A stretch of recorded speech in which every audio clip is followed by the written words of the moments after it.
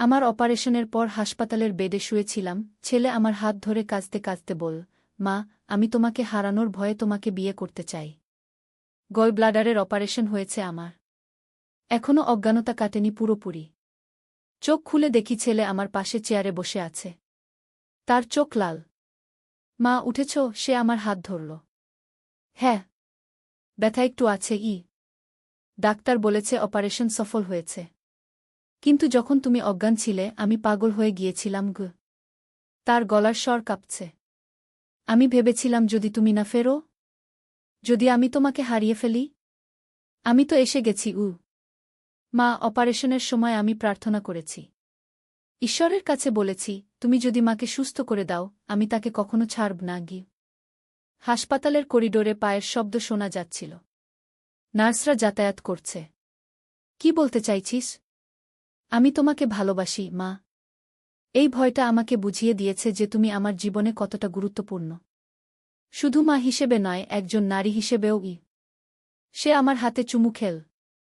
আমি তোমাকে বিয়ে করতে চাই। আমি চাই তুমি আমার স্ত্রী হও, যাতে আমি সব সময় তোমার যত্ন নিতে পারি, রক্ষা করতে পারি। আইভির মধ্যে ড্রিপ পড়ছে ফোঁটা ফোঁটা করে। আমার হৃদস্পন্দনের শব্দ মনিটরে। এই গল্পটি সম্পূর্ণ শুনলে আপনাদের পানি অটোমেটিক বের হয়ে যাবে, সো যত দ্রুত সম্ভব হাতের কাছে টিস্যু নিয়ে বসে পড়ো। বিছানার চাদর যেন নষ্ট না হয় সেটা সম্পূর্ণ খেয়াল রাখার অনুরোধ জানিয়ে গল্পটি এখন শুরু করব। তার আগে সর্বশেষ অনুরোধ, দয়া করে এমন পানি বের করার গল্প নিয়মিত শুনতে আমাদের চ্যানেলটি সকলেই সাবস্ক্রাইব করুন। ধন্যবাদ। হ্যালো বন্ধুরা, আমার নাম রূপা সেন। আমার বয়স 39 বছর। আমার স্বামীর নাম রঞ্জন সেন, বয়স 51 বছর। আমাদের 2 সন্তান, রিয়াদ আর সুমিত্রা। রিয়াদ 20 বছর বয়সী, বিশ্ববিদ্যালয়ে পড়ে। সুমিত্রা 14 বছর বয়সী, স্কুলে যায়। আমি যখন রিয়াদের কথাগুলো শুনছি তখন আমার মাথায় প্রচণ্ড ব্যথা হচ্ছিল। অ্যানেস্থেসিয়ার প্রভাব এখনও কাটেনি। কিন্তু একটা অদ্ভুত ব্যাপার হল, তার কথাগুলো শুনতে শুনতে আমার মনে পড়ে গেল আমার শৈশবের একটা ঘটনা। আমার দাদু আমাকে বলেছিলেন যে আমাদের পরিবারে একটা অভিশাপ আছে। প্রতিটি প্রজন্মে একজন নারী তার নিজের ছেলের প্রেমে পড়ে এবং সেই কারণে পরিবারে বিপর্যয় নেমে আসে। রিয়াদ আমার হাত আরও জোরে চেপে ধরল। মা, তুমি কিছু বলছো না কেন? আমি তার দিকে তাকালাম। তার চোখে এমন একটা উদ্গ্রতা যেটা আমি আগে কখনো দেখিনি। আমার মনে পড়ল আমার দাদুর কথা, রূপা, তোর মায়ের মতো হইস না। আমাদের পরিবারে যে অভিশাপ আছে তুই সেটা থেকে দূরে থাকিস। দাদু বলতেন আমাদের পরিবারে প্রতি 3 প্রজন্ম পর পর এই অভিশাপ দেখা দেয়া। আমার দাদির মাও নাকি তার ছেলেকে ভালোবেসে ফেলেছিল।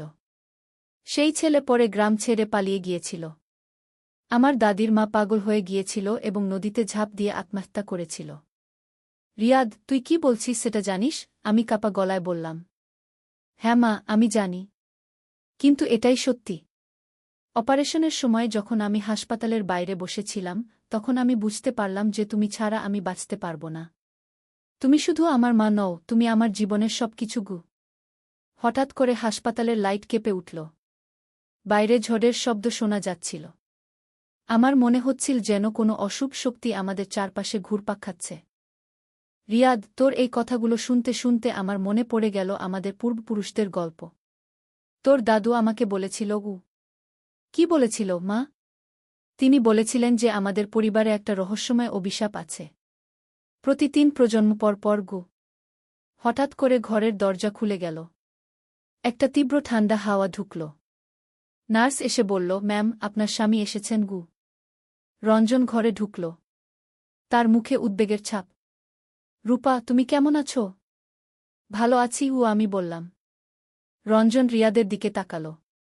তুই এখানে কতক্ষণ ধরে বসে আছিস? অনেকক্ষণ ধরে, বাবা। মায়ের সাথে কথা বলছিলাম।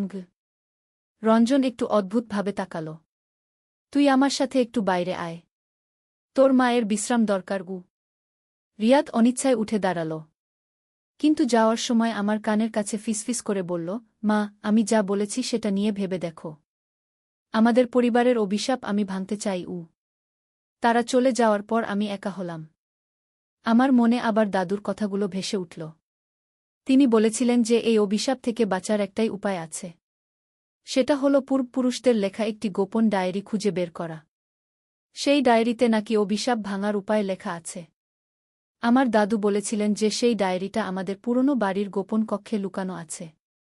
কিন্তু সেই বাড়িতে এখন কেউ যায় না। কারণ গ্রামের লোকজন বলে যে সেই বাড়িতে ভূত আছে। আমি ভাবতে থাকলাম, রিয়াদের কথাগুলো কি সত্যিই সেই অভিশাপের প্রভাব?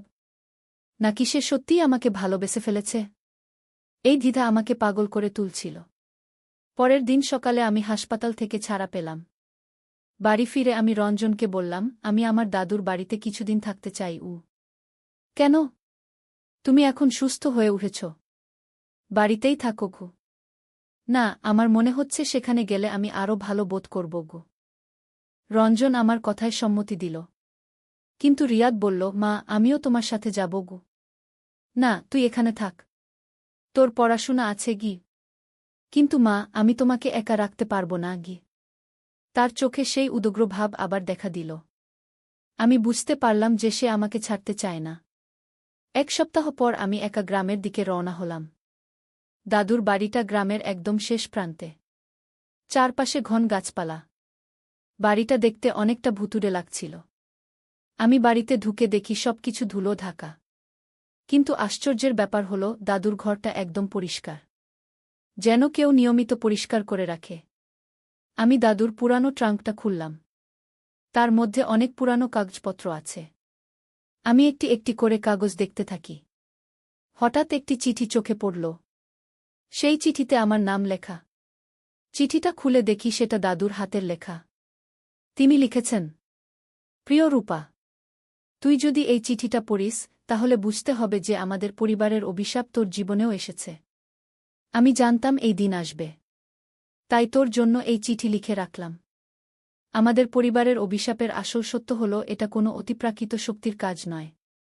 এটা একটা মানসিক রোগ, জেনেটিক ডিসঅর্ডার। আমাদের পরিবারের মেয়েদের মধ্যে এক ধরনের হরমোনাল ইমব্যালেন্স হয় যা তাদের নিজের সন্তানের প্রতি অস্বাভাবিক আকর্ষণ তৈরি করে। কিন্তু এর চিকিৎসা আছে। আমি একজন মনোচিকিৎসকের সাথে যোগাযোগ করেছি।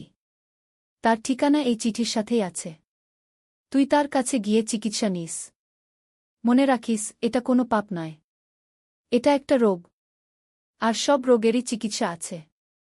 তোর দাদু কৃষ্ণ সেনগু। এই চিঠিটা পড়ার পর আমার মনে একটা স্বস্তি এলো।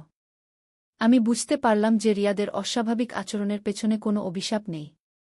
এটা একটা চিকিৎসাযোগ্য সমস্যা। আমি তৎক্ষণাৎ ঢাকায় ফিরে এলাম। ডাক্তারের ঠিকানা নিয়ে তার চেম্বারে গেলাম। ডাক্তার আমার কথা শুনে বললেন, এটা একটা বিরল কিন্তু চিকিৎসাযোগ্য সমস্যা। আপনার ছেলের হরমোনাল থেরাপি এবং কাউন্সেলিং দরকার গু। আমি রিয়াদকে সব খুলে বললাম। প্রথমে সে বিশ্বাস করতে চাইল না। কিন্তু যখন আমি দাদুর চিঠিটা দেখালাম তখন সে বুঝতে পারল। মা, তাহলে আমি অসুস্থ?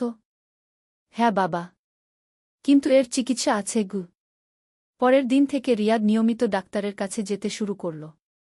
ধীরে ধীরে তার অবস্থার উন্নতি হতে থাকল। তার অস্বাভাবিক আকর্ষণ কমে গেল। 6 মাস পর ডাক্তার বললেন, রিয়াদের অবস্থা এখন স্বাভাবিক। তবে সারা জীবন ওষুধ খেতে হবে। 1 বছর পর রিয়াদ একটি মেয়ের সাথে প্রেম করল। আমি খুব খুশি হলাম, কারণ এটা প্রমাণ করল যে তার চিকিৎসা সফল হয়েছে। আমি আমার পরিবারের অন্য মেয়েদেরও এই বিষয়ে জানালাম, যাতে ভবিষ্যতে কেউ আর এই সমস্যায় না পড়ে। এখন আমি বুঝতে পারি যে আমাদের পূর্বপুরুষরা যাকে অভিশাপ ভেবেছিলেন সেটা আসলে একটা মানসিক রোগ ছিল। কিন্তু সেই আমলে এর সঠিক চিকিৎসা না থাকায় পরিবারের অনেকেই ধ্বংস হয়ে গেছে। আমি কৃতজ্ঞ যে আমাদের প্রজন্মে বিজ্ঞানের উন্নতির কারণে এর সমাধান পেয়েছি। রিয়াদ এখন একজন সুস্থ স্বাভাবিক যুবক। তার বিয়ে ঠিক হয়ে গেছে। আমি তার খুশিতে খুশি। কিন্তু এই পুরো ঘটনা আমার জীবনে একটা গভীর শিক্ষা দিয়ে গেছে। সেটা হল, অতিপ্রাকৃত কিছু ভেবে ভয় না পেয়ে বিজ্ঞানের দ্বারস্থ হওয়া। আমাদের পূর্বপুরুষরা যাকে অভিশাপ ভেবে ভয় পেয়েছিলেন সেটা আসলে একটা রোগ ছিল, যার চিকিৎসা আছে। আজ রিয়াদের বিয়ের দিন। সে তার নতুন স্ত্রীকে নিয়ে খুব খুশি। আমি তাকে দেখে বুঝতে পারি যে সে এখন একজন সুস্থ স্বাভাবিক মানুষ। তার মধ্যে আর সেই অস্বাভাবিক আকর্ষণ নেই। আমাদের পরিবারের সেই তথাকথিত অভিশাপের অবসান হয়েছে। এখন আর কোনো প্রজন্মকে এই সমস্যার মুখোমুখি হতে হবে না। কারণ আমরা জানি এর কারণ কী এবং চিকিৎসা কী। এই গল্পটি আমার জীবনের সবচেয়ে ভয়ঙ্কর কিন্তু শিক্ষণীয় অভিজ্ঞতা। আমি আশা করি যারা এই গল্প শুনবেন তারা বুঝতে পারবেন যে কোনো সমস্যার বৈজ্ঞানিক সমাধান খোঁজা উচিত, অন্ধবিশ্বাস আর কুসংস্কারে না ডুবে। আজ যখন আমি আমার নাতিনাতনীদের সাথে খেলি, তখন মনে হয় আমাদের পরিবারে আর কোনো অন্ধকার নেই। সব রহস্যের সমাধান হয়ে গেছে। আমাদের ভবিষ্যৎ প্রজন্ম সুখে শান্তিতে থাকবে। রিয়াদ এখন একটি সফটওয়্যার কোম্পানিতে চাকরি করে। তার স্ত্রী একজন শিক্ষিকা। তাদের একটি সুন্দর সংসার। তারা 1 বছর পর বাবা-মা হতে যাচ্ছে। আমি তাদের সন্তানের দাদি হব। এই যে আমার গল্প। একটি রহস্যময় শুরু, ভয়ঙ্কর মধ্য এবং সুখী সমাপ্তি। জীবনে যত বড় সমস্যাই আসুক না কেন, তার সমাধান অবশ্যই আছে। শুধু ধৈর্য ধরে সঠিক পথে এগিয়ে যেতে হবে। আমি আশা করি আমার এই অভিজ্ঞতা অন্যদের কাজে লাগবে।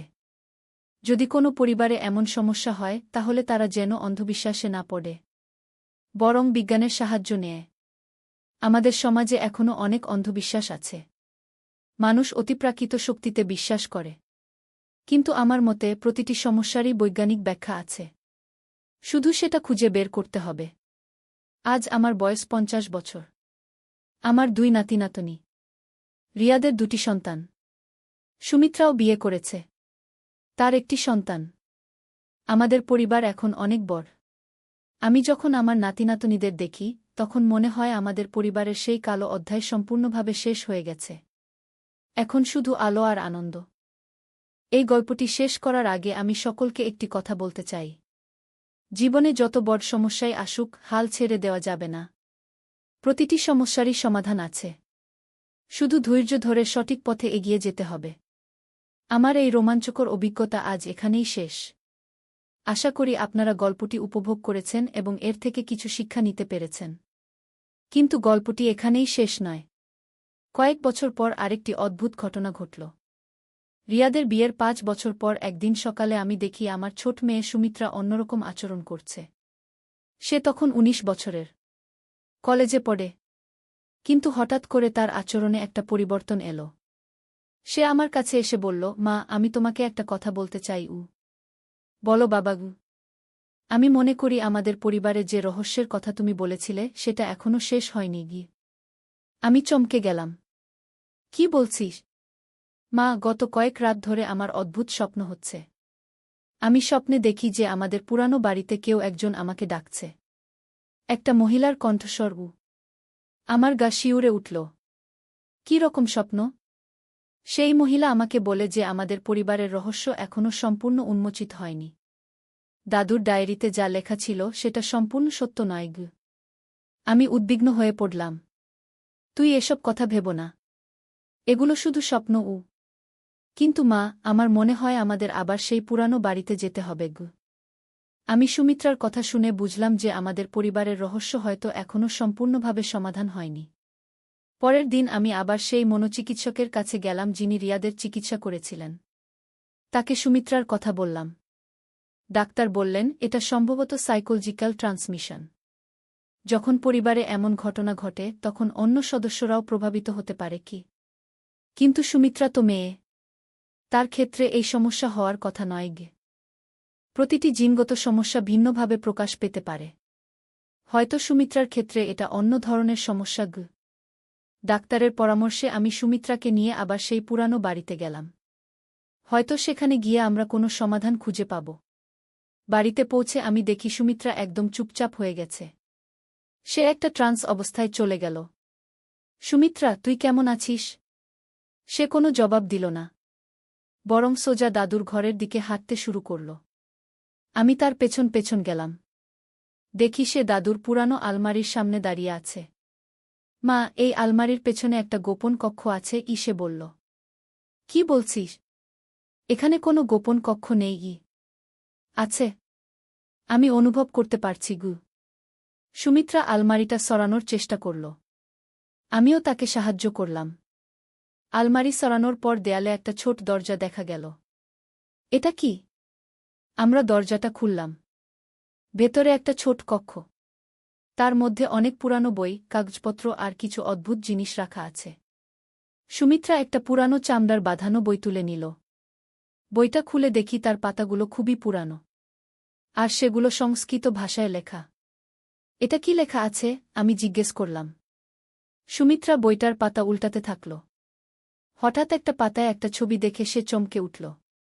মা, এই ছবিটা দেখো গু। ছবিটায় দেখা যাচ্ছে একজন মহিলা আর তার ছেলে। মহিলাটির চেহারা অনেকটা আমার মতো। আর ছেলেটি রিয়াদের মতো। এটা কার ছবি? আমি জানি না। কিন্তু ছবির নিচে কিছু লেখা আছে গু। আমি দেখলাম সংস্কৃত ভাষায় কিছু লেখা আছে। কিন্তু আমি সংস্কৃত পড়তে পারি না। আমাদের এই বইটা নিয়ে কোনো পণ্ডিতের কাছে যেতে হবে গু, আমি বললাম। আমরা বইটা নিয়ে গ্রামের পণ্ডিত মশায়ের কাছে গেলাম। তিনি একজন সংস্কৃত পণ্ডিত। পণ্ডিত মশায় বইটা দেখে অবাক হলেন। এটা অনেক পুরানো বই। কমপক্ষে 200 বছরের। এতে কি লেখা আছে? তিনি বইটার পাতা উল্টিয়ে দেখলেন। এটা একটা তান্ত্রিক গ্রন্থ। এতে বিভিন্ন মন্ত্র আর আচার অনুষ্ঠানের কথা লেখা আছে গু। আর এই ছবির নিচে কি লেখা? পণ্ডিত মশায় পড়লেন, এখানে লেখা আছে মাতৃপুত্র প্রেমের বন্ধন ছিন্ন করার মন্ত্র। আমি চমকে উঠলাম। মানে? এই গ্রন্থ অনুযায়ী আপনাদের পূর্বপুরুষরা তান্ত্রিক বিদ্যা অনুশীলন করতেন। তারা বিশ্বাস করতেন যে মা আর ছেলের মধ্যে অতিরিক্ত ভালোবাসা পরিবারের জন্য অশুভ। তাই এই মন্ত্র দিয়ে সেই বন্ধন দুর্বল করার চেষ্টা করতেন গো। তাহলে আমাদের পরিবারে যা ঘটেছে গি, সেটা হয়তো এই মন্ত্রের বিপরীত প্রতিক্রিয়া। যখন কোনো প্রাকৃতিক বন্ধন কৃত্রিমভাবে দুর্বল করার চেষ্টা করা হয়, তখন সেটা অস্বাভাবিক রূপ নিতে পারে গি। এই কথা শুনে আমার মনে হলো আমাদের পরিবারের রহস্যের আরও গভীর কোনো দিক আছে। পণ্ডিত মশায় বললেন, এই গ্রন্থে একটা শুদ্ধিকরণ অনুষ্ঠানের কথা লেখা আছে, যেটা করলে এই সমস্যার সমাধান হতে পারে গি। কী রকম অনুষ্ঠান? পূর্ণিমার রাতে পরিবারের সব সদস্য মিলে একসাথে একটা বিশেষ পূজা করতে হবে। তাহলে এই তান্ত্রিক প্রভাব থেকে মুক্তি পাওয়া যাবে গি। আমি সুমিত্রার দিকে তাকালাম। সে বলল, মা, আমার মনে হয় আমাদের এই অনুষ্ঠানটা করা উচিত কে। পরের পূর্ণিমার রাতে আমাদের পুরো পরিবার, আমি, রঞ্জন, রিয়াদ, তার স্ত্রী, সুমিত্রা, সবাই মিলে সেই পুরানো বাড়িতে গেলাম। পণ্ডিত মশায়ের নির্দেশ অনুযায়ী আমরা একটা বিশেষ পূজা করলাম। অনেক মন্ত্র জপ করলাম। বিশেষ নিয়মে হোম করলাম। অনুষ্ঠান শেষ হওয়ার পর আমার মনে হলো যেন একটা ভার নেমে গেছে।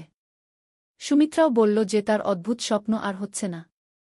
এরপর থেকে আমাদের পরিবারে আর কোনো অস্বাভাবিক ঘটনা ঘটেনি। রিয়াদ সম্পূর্ণ সুস্থ। সুমিত্রাও স্বাভাবিক জীবনযাপন করছে। আমি বুঝলাম যে আমাদের পরিবারের সমস্যার দুটো দিক ছিল। একটা হলো জেনেটিক বা মানসিক রোগের দিক, যার চিকিৎসা আধুনিক বিজ্ঞান দিয়ে সম্ভব। আর অন্যটি হল পূর্বপুরুষদের তান্ত্রিক অনুশীলনের প্রভাব, যার সমাধান ঐতিহ্যগত পদ্ধতিতে করতে হয়েছিল। আজ আমার পরিবার সম্পূর্ণ শান্তিতে আছে। রিয়াদের 2টি সুন্দর সন্তান। সুমিত্রাও বিয়ে করেছে। আমাদের ভবিষ্যৎ প্রজন্ম নিরাপদ। এই পুরো অভিজ্ঞতা আমাকে শিখিয়েছে যে জীবনে অনেক রহস্য আছে।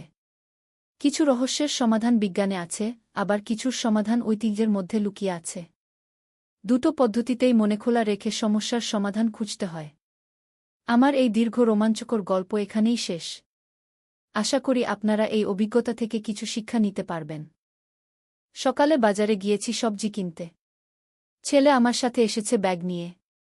সবজিওয়ালা বলল, ভাইজা, বৌদির জন্য তাজা সবজি নিয়েন। আমি সংশোধন করতে যাচ্ছিলাম। ছেলে তাড়াতাড়ি বলল, হ্যাঁ দাদা, বউয়ের পছন্দের সবজিগুলো দেন। সবজি কেনা শেষে হাঁটতে হাঁটতে জিজ্ঞেস করলাম, বউ বলতে দিলি কেন? সে আমার কাছে এসে বলল, মা, আমি মিথ্যা বলিনি।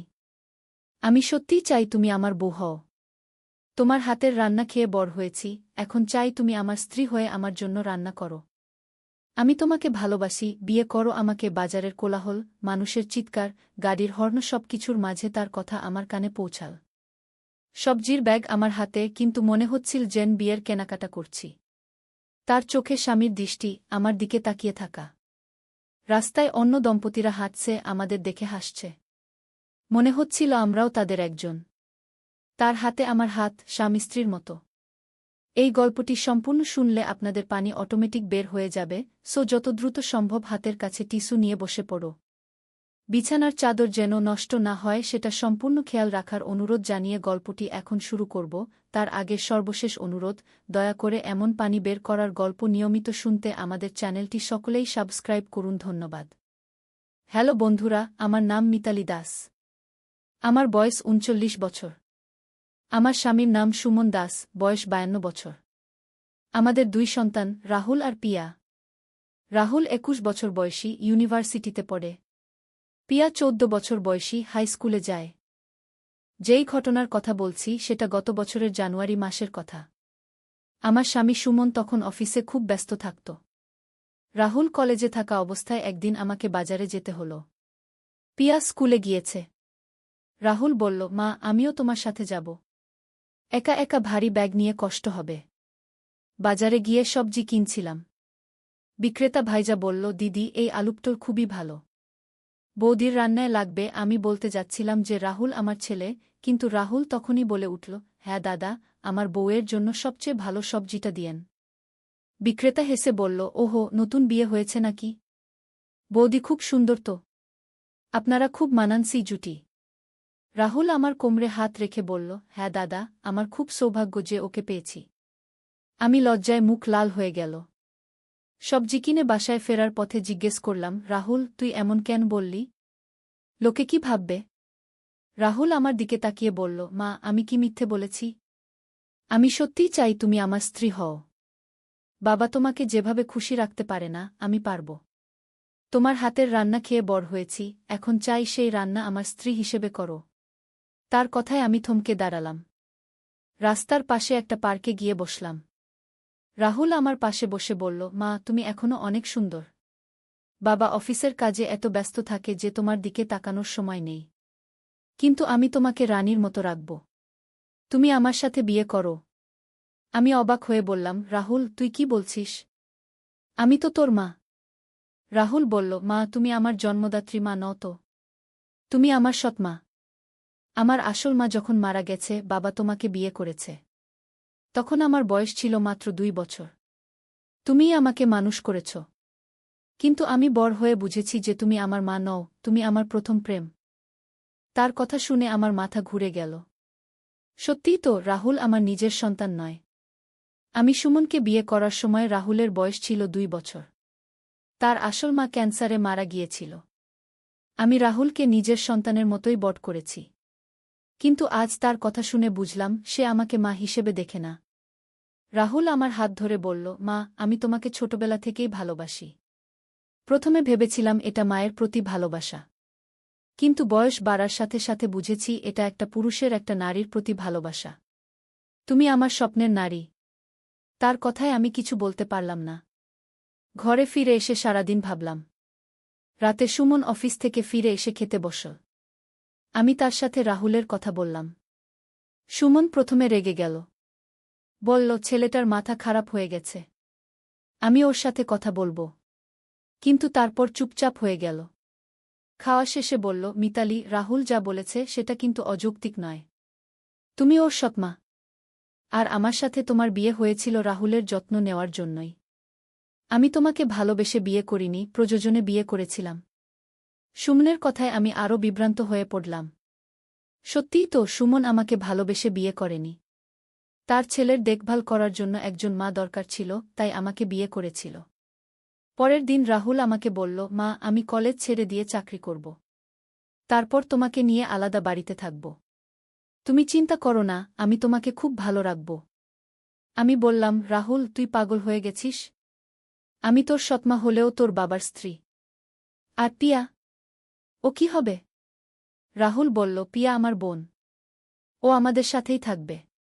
আর বাবার তো অনেক টাকা আছে, উনি চাইলে আরেকটা বিয়ে করতে পারেন। দিনের পর দিন রাহুল আমাকে বোঝানোর চেষ্টা করতে লাগল। একদিন সে আমাকে একটা দোকানে নিয়ে গিয়ে একটা সুন্দর শাড়ি কিনে দিল। বলল, মা, এই শাড়িটা পরে তুমি আরও সুন্দর লাগবে। আমি চাই আমার স্ত্রী সবসময় সুন্দর থাকুক। আমি বললাম, রাহুল, তুই এসব কি করছিস? লোকে কি বলবে? রাহুল বলল, লোকে কি বলবে সেটা আমার কাছে গুরুত্বপূর্ণ নয়। আমার কাছে গুরুত্বপূর্ণ হলো তোমার খুশি। তুমি কি সুমনের সাথে খুশি আছো? তার প্রশ্নের জবাব দিতে পারলাম না। সত্যিই তো, আমি সুমনের সাথে খুব একটা খুশি নই। সে সারাদিন অফিসে থাকে, বাসায় এসেও কাজ নিয়ে ব্যস্ত থাকে। আমার সাথে কথা বলার সময় নেই। আমি একটা গৃহকর্মীর মতো শুধু রান্নাবান্না আর ঘর পরিষ্কার করি। একদিন রাহুল আমাকে বলল, মা, আমি একটা ফ্ল্যাট দেখে এসেছি। খুব সুন্দর ফ্ল্যাট। তুমি আর আমি সেখানে গিয়ে থাকতে পারি। আমি বললাম, রাহুল, তুই এত টাকা পেলি কোথায়? তোর তো কোনো চাকরি নেই। রাহুল বলল, আমি গোপনে একটা কোম্পানিতে পার্ট টাইম কাজ করি। আর আমার কিছু সঞ্চয় আছে। তুমি চিন্তা করো না, আমি সব ব্যবস্থা করে ফেলেছি। আমি ভাবতে লাগলাম। একদিকে রাহুল, যে আমাকে রানীর মতো ভালোবাসে, যত্ন করে। আর অন্যদিকে সুমন, যার কাছে আমি একটা প্রয়োজনীয় জিনিসের মতো। কিছুদিন পরে পিয়া আমাকে বলল, মা, রাহুল ভাই খুব অদ্ভুত আচরণ করছে। সে তোমাকে নিয়ে অনেক স্বপ্ন দেখে। আমি বললাম, কী রকম স্বপ্ন? পিয়া বলল, সে বলে যে তুমি তার স্ত্রী হবে। আর আমরা সবাই একসাথে থাকব।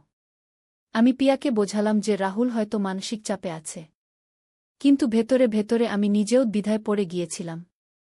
একদিন সুমন আমাকে বলল, মিতালি, রাহুল যা চাইছে সেটা হয়তো ভুল নয়। তুমি যদি চাও তাহলে তার সাথে নতুন জীবন শুরু করতে পারো। আমি তোমাকে বাধা দেব না। আমি অবাক হয়ে বললাম, তুমি কি বলছ? তুমি তোমার স্ত্রীকে তোমার ছেলের হাতে তুলে দিতে চাও? সুমন বলল, রাহুল আমার ছেলে, কিন্তু সে এখন একজন পূর্ণবয়স্ক মানুষ। আর তুমিও তার সৎমা মাত্র। তোমাদের মধ্যে কোনো রক্তের সম্পর্ক নেই। আর আমি স্বীকার করছি যে আমি তোমাকে যতটা ভালোবাসা দেওয়া উচিত ছিল ততটা দিতে পারিনি। সুমনের কথায় আমি আরও বিভ্রান্ত হয়ে পড়লাম। একদিকে সমাজের নিয়ম, অন্যদিকে হৃদয়ের টান। রাহুল একদিন আমাকে সেই ফ্ল্যাটে নিয়ে গেল। সত্যিই খুব সুন্দর ফ্ল্যাট। 2 বেডরুম, একটা আমাদের জন্য, অন্যটা পিয়ার জন্য। বড় ব্যালকনি, যেখানে বসে চা খাওয়া যায়। রান্নাঘর থেকে বাগানের দৃশ্য দেখা যায়। রাহুল বলল, মা, দেখো কত সুন্দর। এখানে আমরা খুব শান্তিতে থাকতে পারব। তুমি সকালে বাগানে বসে চা খাবে, আমি অফিস থেকে ফিরে এসে তোমার হাতের রান্না খাব। পিয়া স্কুল থেকে ফিরে এসে আমাদের সাথে গল্প করবে। তার কথা শুনে আমার মন খুশি হয়ে গেল। সত্যিই তো, এমন একটা জীবন আমি সবসময় চেয়েছি। কিন্তু তারপরেই বুঝলাম, এই সব কিছুর মধ্যে একটা বড় ভুল আছে। রাহুল আমাকে স্ত্রী হিসেবে চায়, কিন্তু আমি তাকে ছেলের মতোই ভালোবাসি। আমি তার সাথে স্ত্রী-স্বামীর সম্পর্কে যেতে পারব না। আমি রাহুলকে বললাম, রাহুল, তুই যা ভাবছিস সেটা হতে পারে না। আমি তোকে ছেলের মতোই ভালোবাসি। তোর সাথে স্ত্রী-স্বামীর সম্পর্কে যেতে পারব না। রাহুল বলল, মা, তুমি আমার কথা ভেবে দেখো। আমি তোমাকে মা হিসেবে ভালোবাসি না, ভালোবাসি একজন নারী হিসেবে। তুমিও আমাকে একবার পুরুষ হিসেবে দেখার চেষ্টা করো। আমি বললাম, রাহুল, এটা ভুল। সমাজ এটা মেনে নেবে না। রাহুল বলল, সমাজ যা মেনে নেয় না তার সব কিছুই কি ভুল? প্রেম কি ভুল? ভালোবাসা কি ভুল? আমি তোমাকে ভালোবাসি, তুমি আমাকে ভালোবাসো। এটাই তো যথেষ্ট। কিন্তু আমি জানতাম এটা ঠিক নয়। আমি রাহুলকে বোঝালাম যে আমরা এমন কিছু করতে পারি না যা সমাজ মেনে নেবে না। রাহুল কিছুদিন দুঃখ করল, কিন্তু তারপর বুঝল যে আমি তার কথা মানব না। একদিন সে আমাকে বলল, মা, আমি বুঝেছি যে তুমি আমার কথা মানবে না। কিন্তু আমি তোমাকে ভুলতে পারছি না। আমি এই শহর ছেড়ে অন্য কোথাও চলে যাব। হয়তো দূরে গিয়ে তোমাকে ভুলে যেতে পারব। আমি বললাম, রাহুল, তুই কোথাও যাবি না। তুই এখানেই থাক। আমরা সবাই একসাথে একটা পরিবার হয়ে থাকব। কিন্তু রাহুল তার সিদ্ধান্তে অটল। সে কিছুদিন পরেই ঢাকা থেকে দূরে একটা শহরে চাকরি নিয়ে চলে গেল। তার চলে যাওয়ার পর আমি বুঝলাম যে সে সত্যিই আমাকে ভালোবাসত। কিন্তু সেই ভালোবাসা ভুল ছিল। আমি খুশি যে আমি সঠিক সিদ্ধান্ত নিয়েছি। এখন রাহুল মাঝে মাঝে ফোন করে। সে অন্য একটা মেয়েকে ভালোবেসেছে। শীঘ্রই বিয়ে করবে। আমি খুব খুশি। কিন্তু মাঝে মাঝে মনে হয়, যদি আমি রাহুলের কথা মেনে নিতাম, যদি সমাজের কথা না ভেবে আমার হৃদয়ের কথা ভাবতাম। কিন্তু তারপরেই ভাবি, না, আমি ঠিকই করেছি। কিছু কিছু ভালোবাসা শুধু মনের মধ্যেই রাখতে হয়। এখন আমি আর সুমন ভালোই আছি। পিয়া বড় হচ্ছে। আমাদের পরিবার স্বাভাবিক। কিন্তু মাঝে মাঝে সেই দিনগুলোর কথা মনে পড়ে, যখন রাহুল আমাকে রানীর মতো ভালোবাসার কথা বলেছিল। সেই ভালোবাসা ভুল ছিল, কিন্তু সুন্দর ছিল। জীবনে কত রহস্যময় ঘটনা ঘটে। কখনো কখনো আমরা এমন পরিস্থিতিতে পড়ি, যেখানে সঠিক আর ভুলের মধ্যে পার্থক্য বোঝা কঠিন হয়ে পড়ে। কিন্তু শেষ পর্যন্ত আমাদের বিবেক আর সমাজের নিয়মই আমাদের পথ দেখায়। আমার এই গল্পটি একটি অভিজ্ঞতার গল্প। এই ধরনের পরিস্থিতিতে পড়লে সবাই যেন সঠিক সিদ্ধান্ত নেয়া। ভালোবাসা সুন্দর, কিন্তু সব ভালোবাসা প্রকাশ করা যায় না। কিছু ভালোবাসা মনের মধ্যেই রাখতে হয়। কিন্তু আমার গল্প এখানেই শেষ নয়। রাহুল চলে যাওয়ার কিছুদিন পর আমার জীবনে আরও রহস্যময় ঘটনা ঘটতে শুরু করল। একদিন সকালে আমি রান্নাঘরে কাজ করছিলাম। হঠাৎ করে দরজায় কলিং বেল বাজল। দরজা খুলে দেখি একজন অপরিচিত ভদ্রলোক দাঁড়িয়ে আছেন। তিনি বললেন, আপনি কি মিতালি দাস? আমি বললাম, জি, আমি মিতালি। আপনি কে? তিনি বললেন, আমার নাম ডক্টর করিম। আমি একজন প্রাইভেট ইনভেস্টিগেটর। আপনার সাথে গুরুত্বপূর্ণ একটা কথা আছে। আমি তাকে ভেতরে আসতে দিলাম। তিনি বসে বললেন, মিতালি, আপনি কি জানেন যে রাহুল আপনার আসল ছেলে? আমি অবাক হয়ে বললাম, কি বলছেন আপনি? রাহুল তো সুমনের আগের স্ত্রীর ছেলে। ডক্টর করিম একটা ফাইল বের করে বললেন, না মিতালি, রাহুল আপনারই ছেলে। আপনার স্মৃতি হারানোর কারণে আপনি ভুলে গেছেন। আমার মাথা ঝিমঝিম করতে লাগল। আমি বললাম, এটা কি করে সম্ভব? আমার তো কোনো স্মৃতি হারানোর কথা মনে নেই। ডক্টর করিম বললেন, আপনার একটা দুর্ঘটনা হয়েছিল 19 বছর আগে। তখন রাহুলের বয়স ছিল 2 বছর। সেই দুর্ঘটনায় আপনি আংশিক স্মৃতিভ্রংশে ভুগেছিলেন। ডাক্তাররা বলেছিল যে আপনার কিছু স্মৃতি চিরতরে মুছে যেতে পারে। আমি হাঁপিয়ে উঠলাম। বললাম, তাহলে সুমন কেন আমাকে বলেনি? ডক্টর করিম বললেন, সুমন চেয়েছিল আপনি নতুন করে জীবন শুরু করুন। তাই আপনাকে বলেছিল যে রাহুল তার আগের স্ত্রীর ছেলে। কিন্তু সত্য হল, রাহুল আপনার এবং আপনার প্রথম স্বামীর ছেলে। আমার চোখে অন্ধকার দেখতে লাগল। আমি বললাম, আমার প্রথম স্বামী? আমার তো মনেই নেই। ডক্টর করিম বললেন, আপনার প্রথম স্বামীর নাম ছিল রবিন রায়। রাহুলের আসল নাম রবিন রাহুল রায়। রবিন একটা দুর্ঘটনায় মারা যান যখন রাহুলের বয়স মাত্র 1 বছর। তার কিছুদিন পরেই আপনার দুর্ঘটনা হয়। আমি কাঁপতে কাঁপতে বললাম, তাহলে রাহুল যখন বলেছিল যে সে আমাকে ভালোবাসে? ডক্টর করিম বললেন, রাহুল জানত না যে আপনি তার আসল মা। সে ভেবেছিল আপনি তার সৎমা। তাই তার মনে আপনার প্রতি ভালোবাসা জন্মেছিল। কিন্তু সেই ভালোবাসা আসলে ছিল একটা মায়ের প্রতি সন্তানের গভীর আবেগ, যা সে বুঝতে পারেনি। আমি বসে রইলাম নিশ্চুপ। এতক্ষণে বুঝলাম কেন রাহুল আমার প্রতি এতটা আকৃষ্ট ছিল। সে অবচেতন মনে জানত যে আমি তার আসল মা। ডক্টর করিম বললেন, মিতালি, আপনার স্মৃতি ফিরিয়ে আনার জন্য একটা চিকিৎসা আছে। আপনি চাইলে সেই চিকিৎসা নিতে পারেন। আমি বললাম, সুমন কি এসব জানে? ডক্টর করিম বললেন, সুমন সব জানে। তিনিই আমাকে ডেকেছেন আপনাকে সত্য বলার জন্য। সন্ধ্যায় সুমন অফিস থেকে ফিরল। আমি তাকে সব কিছু জিজ্ঞেস করলাম। সুমন মাথা নিচু করে বলল, মিতালি, আমি তোমাকে সত্য বলতে পারিনি। ভেবেছিলাম তুমি খুশি থাকবে। আমি বললাম, কিন্তু রাহুল তো আমার আসল ছেলে। তুমি কেন তাকে বিভ্রান্ত হতে দিলে? সুমন বলল, আমি জানতাম না যে রাহুল তোমার প্রতি এমন অনুভূতি রাখে। আমি ভেবেছিলাম সে তোমাকে মা হিসেবেই ভালোবাসে। আমি রাগে কাঁপতে কাঁপতে বললাম, তুমি আমার থেকে আমার নিজের ছেলেকে লুকিয়ে রেখেছ। তুমি আমার স্মৃতির সুযোগ নিয়েছ। সেদিন রাতে আমি রাহুলকে ফোন করলাম। কিন্তু তার ফোন বন্ধ। পরের দিন সকালে আবার ফোন করলাম। এবার ফোন ধরল। আমি বললাম, রাহুল, তুই কোথায়? রাহুল বলল, মা, আমি ঢাকার বাইরে একটা চাকরি নিয়েছি। কেন, কি হয়েছে? আমি কাঁদতে কাঁদতে বললাম, রাহুল, তুই আমার আসল ছেলে। আমি তোর সৎমা নই। ফোনের উপাস থেকে নীরবতা। তারপর রাহুল বলল, কি বলছ মা? আমি সব কিছু খুলে বললাম। রাহুল শুনে কিছুক্ষণ চুপ থাকল। তারপর বলল, মা, তাহলে আমি যা ভেবেছিলাম সেটা ভুল ছিল। আমি বললাম, হ্যাঁ বাবা, তুই আমার আসল ছেলে। তোর বাবার নাম ছিল রবিন।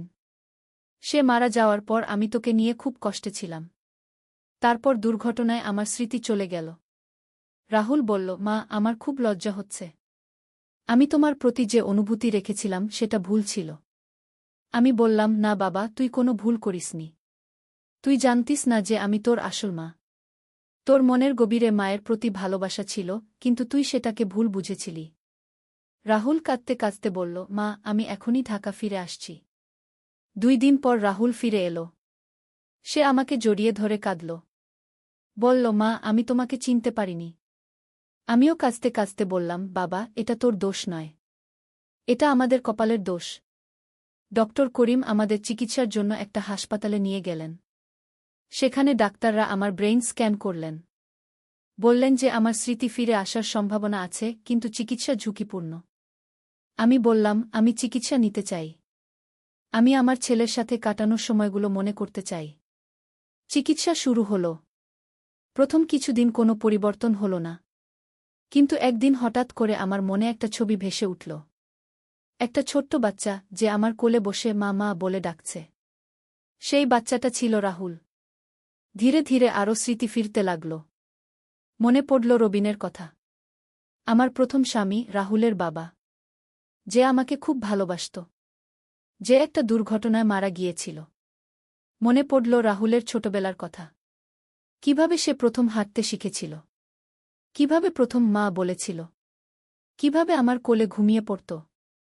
যত স্মৃতি ফিরছিল তত আমার হৃদয় ভরে যাচ্ছিল। আমি বুঝতে পারছিলাম যে রাহুল সত্যিই আমার আসল ছেলে। একদিন রাহুলের সাথে বসে তার ছোটবেলার অ্যালবাম দেখছিলাম। হঠাৎ একটা ছবি দেখে আমার সব স্মৃতি ফিরে এলো। সেই ছবিতে আমি রাহুলকে কোলে নিয়ে দাঁড়িয়ে আছি। রবিন আমাদের দুজনকে জড়িয়ে ধরে আছে। আমি কাঁদতে শুরু করলাম। রাহুল ভয় পেয়ে বলল, মা, কি হয়েছে? আমি তাকে জড়িয়ে ধরে বললাম, বাবা, আমার সব মনে পড়েছে। তুই আমার রাহুল, আমার সোনার ছেলে। রাহুলও কেঁদে ফেলল। বলল, মা, আমি তোমাকে কতটা কষ্ট দিয়েছি। আমি বললাম, না বাবা, তুই আমাকে কোনো কষ্ট দিসনি। তুই শুধু তোর মাকে ভালোবেসেছিস, কিন্তু চিনতে পারিসনি। সেদিন থেকে আমাদের পরিবারে নতুন এক খুশির আবহ তৈরি হল। রাহুল আর আমার মধ্যে আসল মা-ছেলের সম্পর্ক গড়ে উঠল। সে আমাকে আর ভুল চোখে দেখে না। আমিও তাকে আমার আসল ছেলে হিসেবে ভালোবাসি। পিয়া খুব খুশি হল জেনে যে রাহুল তার আসল দাদা। সুমন একটু লজ্জিত, কিন্তু সে স্বীকার করেছে যে তার উচিত ছিল আমাকে আগেই সত্য বলা। এখন আমরা সবাই একসাথে থাকি। রাহুল তার চাকরি ছেড়ে দিয়ে ঢাকায় ফিরে এসেছে। সে একটা ভালো চাকরি পেয়েছে। শীঘ্রই বিয়েও করবে। আমার এই গল্পটি একটি অদ্ভুত রহস্যের গল্প। কখনো কখনো জীবনে এমন সব ঘটনা ঘটে যা আমরা কল্পনাও করতে পারি না। স্মৃতিভ্রংশের কারণে একটি মা তার আসল ছেলেকে চিনতে পারেন না। আর সেই ছেলেও তার আসল মাকে ভুল বুঝে। কিন্তু শেষ পর্যন্ত সত্যের জয় হয়। মায়ের হৃদয় সন্তানকে চিনে নেয়। সন্তানের ভালোবাসাও মায়ের কাছে পৌঁছে যায়। জীবনের এই রহস্যময় অধ্যায়ের পর আমি বুঝেছি যে পারিবারিক বন্ধন কতটা শক্তিশালী। যতই স্মৃতি হারিয়ে যাক, মায়ের হৃদয়ে সন্তানের জায়গা কখনো মুছে যায় না। রাহুল এখন একটি সুখী জীবনযাপন করছে। তার ভুল বোঝাবুঝি দূর হয়ে গেছে। সে এখন জানে যে আমি তার আসল মা, এবং তার ভালোবাসা একটি মায়ের প্রতি সন্তানের স্বাভাবিক ভালোবাসা। আর আমি আমার হারিয়ে যাওয়া স্মৃতি ফিরে পেয়েছি। আমার ছেলেকে চিনতে পেরেছি। এর চেয়ে বড় পাওয়া আর কি হতে পারে? এই তো আমার সম্পূর্ণ গল্প। একটি রহস্যময় অ্যাডভেঞ্চারের গল্প, যেখানে ছিল পারিবারিক জটিলতা, স্মৃতিভ্রংশ, ভুল বোঝাবুঝি এবং শেষ পর্যন্ত সত্যের জয়। আশা করি আপনাদের এই গল্পটি ভালো লেগেছে। জীবনে অনেক সময় এমন রহস্যময় ঘটনা ঘটে যা আমাদের অবাক করে দেয়। কিন্তু শেষ পর্যন্ত সত্য এবং ভালোবাসার জয় হয়। এমন আরও রোমাঞ্চকর এবং রহস্যময় গল্প শোনার জন্য আমাদের চ্যানেল সাবস্ক্রাইব করুন। আগামীকাল আরও একটি নতুন গল্প নিয়ে হাজির হব। ততক্ষণ পর্যন্ত সবাই ভালো থাকুন, সুস্থ থাকুন। ধন্যবাদ। নূরের সন্ধানে একটি ইসলামিক গল্প। প্রথম অধ্যায়, যাত্রার সূচনা।